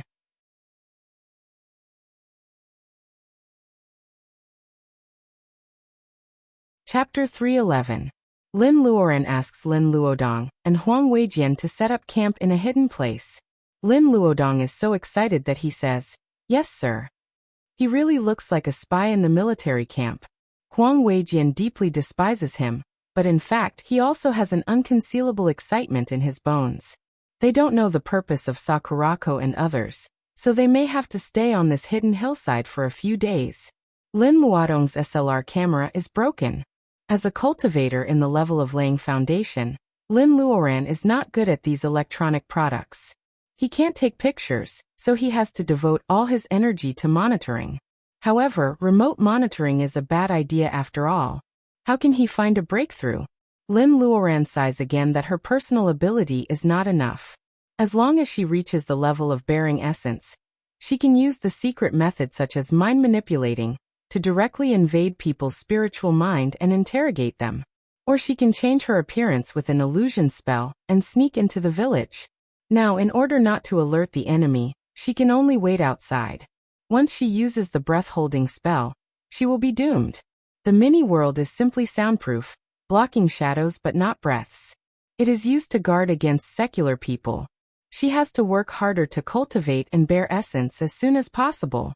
Because they are still lurking, Lin Luodong strongly requests that they can't cook with firewood. The smoke will expose their whereabouts. Lin Luoran has to perform the unique skill of frying eggs with the fireball spell. Huang Weijian thinks the eggs are so luxurious and a waste of whacken. The cyan little fox shows respect to Lin Luoran and claps its claws red. Lin Luoran feels that the cunning little fox's IQ has been plummeting recently. Maybe it is because the food and drinks in Lin's house is so good that it doesn't need to seek survival as it does in the underground world. The bad master is thinking about how to train it. Lin Luodong has already spread jam on the bread. He puts eggs and ham in it and eats it with a box of milk. He likes marmalade best. Huang Weijian likes tomatoes, and the cyan little fox has a special preference for strawberry jam. Lin Luoran is not picky about food. There are all kinds of fruits and vegetables in her space. It is a waste to keep them if she doesn't make jam. The taste of food is like life, bitter, spicy, sour and sweet. It is always wrong to lack some. Therefore, she would like to taste all kinds of tastes and experience more together. Well, try celery jam today. The slight numbness of the raw celery, coupled with the salty and fresh ham, and the soft bread, had many layers of taste. The three people and the fox were all very satisfied with this meal. This is a hearty breakfast. The cyan little fox rolls around on the thick grass with its round belly. At the same time, Interpreter Sun is leading Sakurako Asada and others to fight with leftover porridge and rotten sweet potatoes. The smoke from the kitchen gradually died down. After breakfast, the laborers in the small mountain village started to move. The naughty children who had been wandering around the village for the whole morning were also assigned tasks. One of them, who was about 11 or 12 years old, not only carried a basket on his back, but he also led a goat towards the direction where the three of them were hiding. The three of them hold their breath as the figure of the child becomes clearer and clearer. Their chance seemed to have arrived. However, if she wanted to get close to him now, she wouldn't act like a strange auntie trying to kidnap a little Shota. This was a problem. The little boy had been playing all morning. He was like a mud monkey with smart eyes. He should be smart. There were good and bad things about this. Smart children were easy to help, but they were not easy to fool. He tied the goat under a tree and ignored the bleeding sheep. He carried the basket on his back and went to the place with lush grass to cut the grass. The bamboo basket was half as high as his body. The three of them were on the slope not far from his head, watching him quietly. Perhaps because he was too focused, he didn't notice them. After harvesting more than half of the basket, the little boy was probably tired. He looked around and found a jujube tree in the forest. He threw the sickle up and cut down many jujubes that were not yellow. He threw one into his mouth. His face was obviously sour, but his eyes were still filled with joy. During the break, the boy sat on the grass and ate snacks, one after another. The three of them were sad to see him like this, but he was eating happily. Lin Luoran felt it more.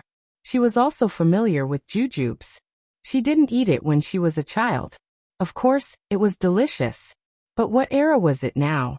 After more than 20 years, there were still children who regarded it as a treasure.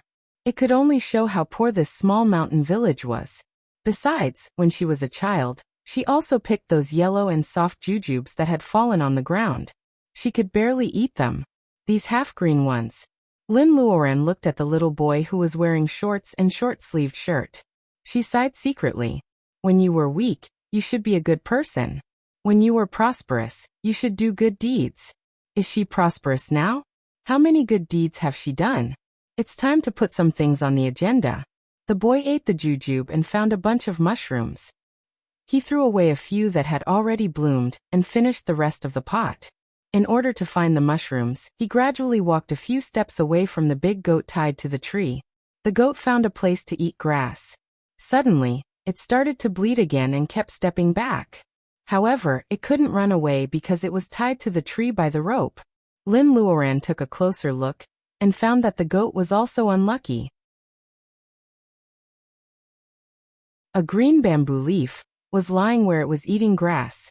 It was disturbed and it was looking at the goat with its tongue out. The boy also discovered the green bamboo leaf. The mushrooms in his pocket fell to the ground. His little black face turned green. The goat was the most valuable thing in their family. The green bamboo leaf was very poisonous. Of course, the people who lived in the mountains knew about it. If it was bitten, the goat would not survive. The little boy hesitated for a while. There were no branches around. He took the sickle and walked 2 steps. The snake suddenly jumped at the goat's neck. The boy was so anxious that his eyes turned red. He couldn't fly. The goat must be bitten to death by the snake.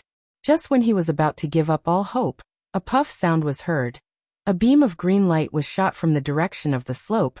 It pinned the murderous green bamboo leaf firmly on the tree. A piece of bamboo.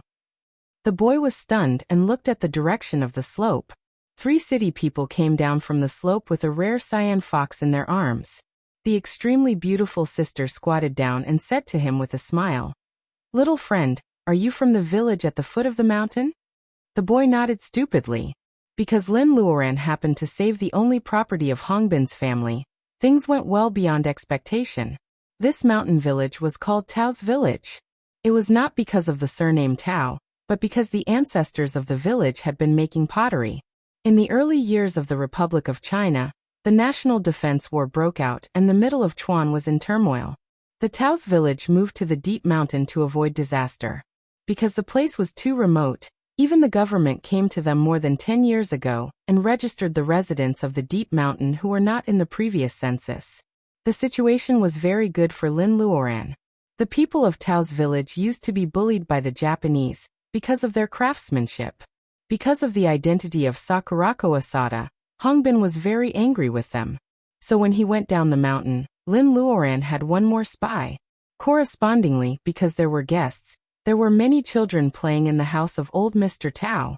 Hongbin was among them, pretending to be curious and secretly passing the news.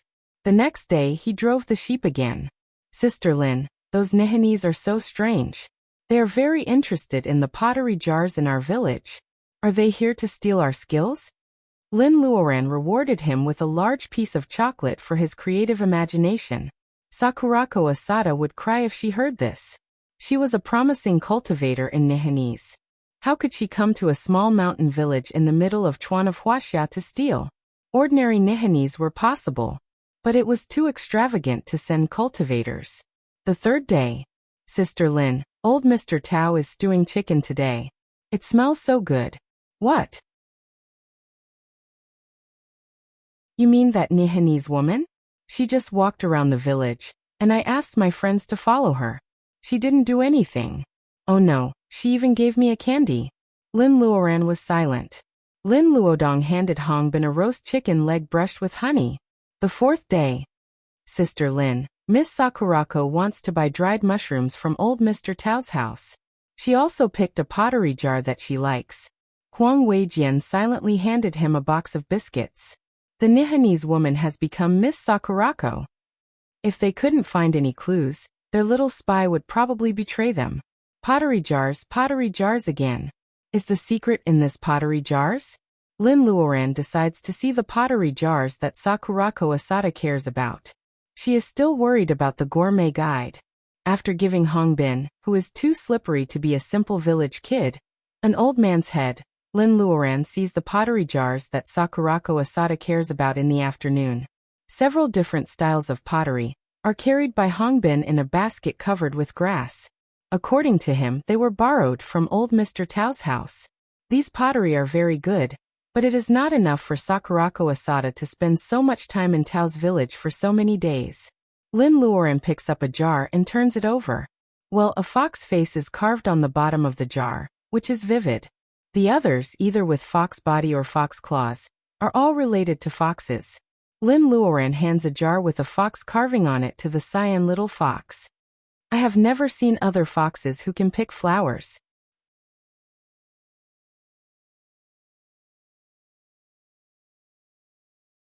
Chapter 312. Does a fox know how to pick flowers? Lin Luoran is not sure about other foxes, but the one she raises is just like a human being. In fact, it is even more particular than a human being. It needs to wash its hands before eating, use bowls and chopsticks when eating, and wash its face and feet before going to bed. Lin Luoran doesn't know whether it is because of the white fox's upbringing, or because it has been spoiled since it came to Lin's house. One morning, when Lin Luoran gets up, she finds that the little fox has rolled up a big leaf and is collecting dew from the pistils. Lin Luoran thinks that the little fox is going to do something else. After careful observation, she finds that the little fox is using the dew it has collected for 2 hours to wash its face. Lin Luoran still remembers the deep shock she felt at that time. The heavens took pity on her. As a woman, whether it was in the past or now, she had always washed her face. Collecting nectar? It's convenient to use the water spell. However, Lin Luoran has never thought of such a way to wash her face for so many years. Do you know this fox? Lin Luoran asks tentatively. Little Hongbin looked at her blankly. Why is this sister with the surname Lin talking to a fox? Can she understand? The cyan little fox rolls its eyes, which subverts Hongbin's understanding of foxes. This woman is really stupid. No fox in the world is as special as the little fox. They all look the same. The little fox knows that flower. Is there anyone else who can draw this kind of flower now? How many years has it been? The little fox is sure that it is not its memory. The hillside is so green that it can't see any other colors. Every June, the colorful flower buds bloom at night. The flowers bloom for one day and wither when the sun goes down. Ordinary people have never seen such a strange flower. It is more and more ridiculous. It is said that if you pick a flower, you can make a wish. It is really ridiculous. There is no such treasure in the world that can make wishes come true. However, those stupid people really believe it. Every year, people come to steal the flower. Later, the little fox gets annoyed and drives out all the ordinary people living in its territory. The cyan little fox suddenly understands. Except for those ordinary people who have never become smart, no one has ever seen this flower. It's so strange. Is there sand in my eyes? The cyan little fox wipes it with its claws, and the water comes out automatically. It can't stop. It is still desperately wiping it. However, in the eyes of the three of them, it is holding the jar and crying. Lin Luodong and Huang Weijian look at the cyan little fox again and again. Although the cyan little fox often steals things from others, everyone knows its temper, and no one in the Lin family hates it. This is the first time that they see the rude little fox crying. What on earth is it crying for? Lin remembers that Professor Qi once said that in the land of green mountains in the classic of mountains and seas, the king of the fox race is cyan. Is it homesick because of the green color? Not long ago, she traveled through time and space. This world is not as simple as it seems. In Lin's opinion, there must be a reason why many myths are based on the classic of mountains and seas.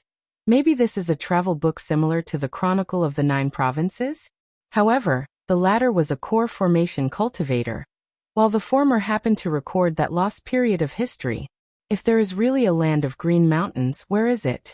There is a trace of pity in Lin's eyes. It is so small and has been living with the white fox in the underground world. Can it find its way home?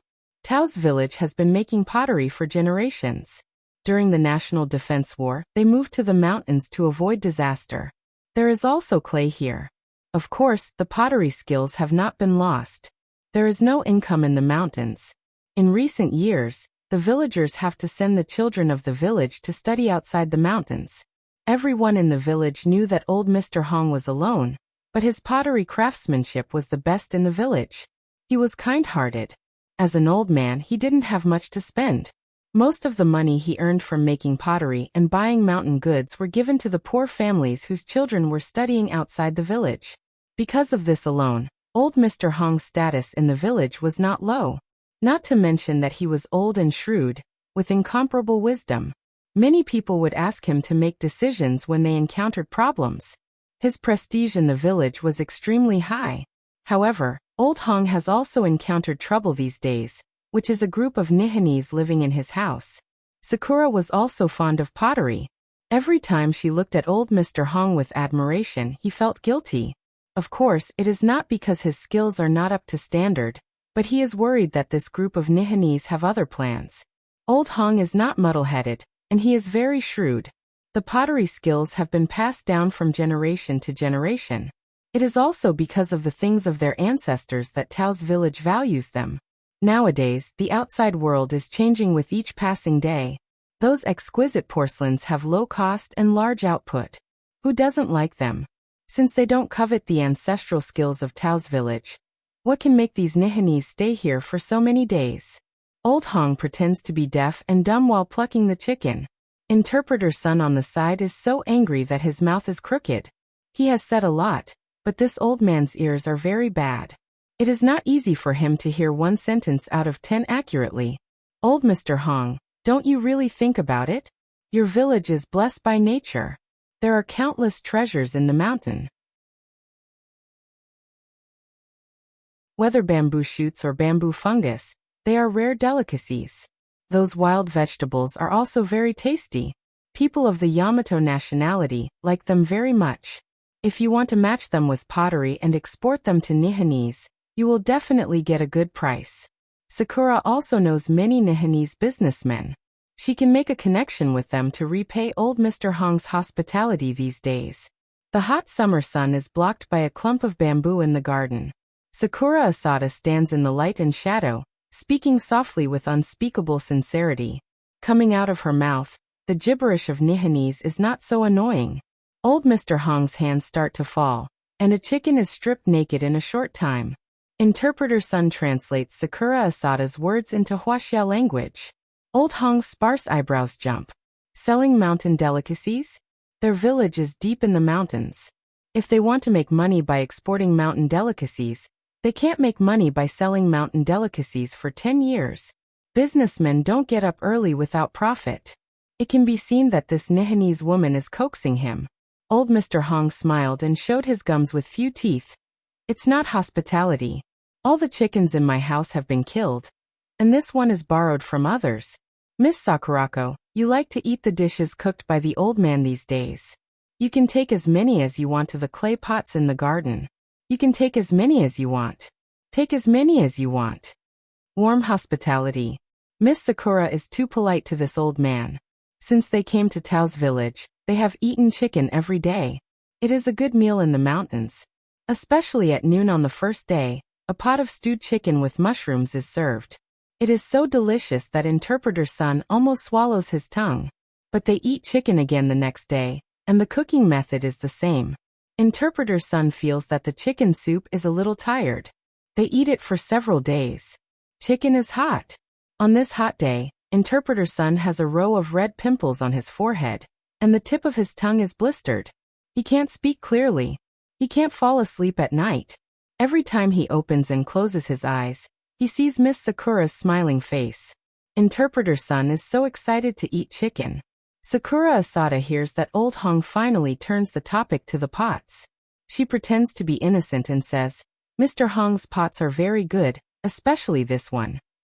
She goes back to the room and takes out the pots containing dried mushrooms. The whole pot is simple and elegant. A fox is standing on the hillside, with only a back view. The mountain flowers are in full bloom, and the fluff on the fox's ears is distinct, which is really lifelike. It is indeed a very exquisite pottery by pure handwork. With fox as the theme, It is also Old Hong's exclusive craftsmanship. He is also a little proud of it. However, Miss Sakura's fingertips slide, pointing to the inconspicuous flower and asking, "What is this flower called?" This pot is dyed-colored pottery.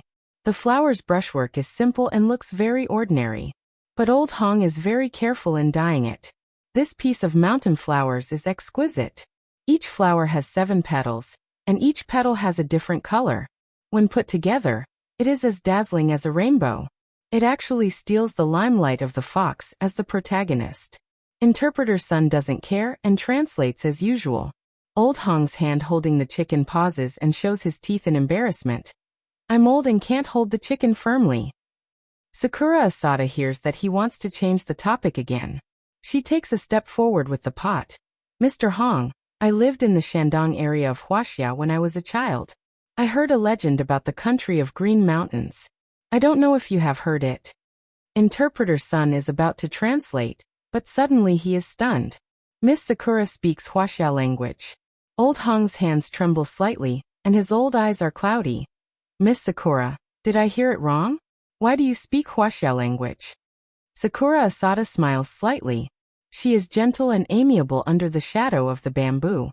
"Mr. Hong, I can also speak Shandong language. Tao's village has moved from Shandong for many years. I haven't heard the local accent for a long time. Do you miss it?" Old Hong's cloudy old eyes look more confused. In fact, he is shocked. Tao's village has moved twice. The first time was at the end of the Ming dynasty, from Shandong to Chuan. The second time was moved to the deep mountains to hide. Is this the purpose of the Nihanese? You're tuning in to the Li Mei's Wuxia Whispers YouTube channel.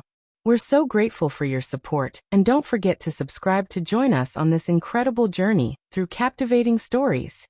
Your generosity through donations truly makes a world of difference, as it's the primary source of revenue that allows me to expand and enhance this channel for you. Thank you from the bottom of my heart for being a part of this adventure.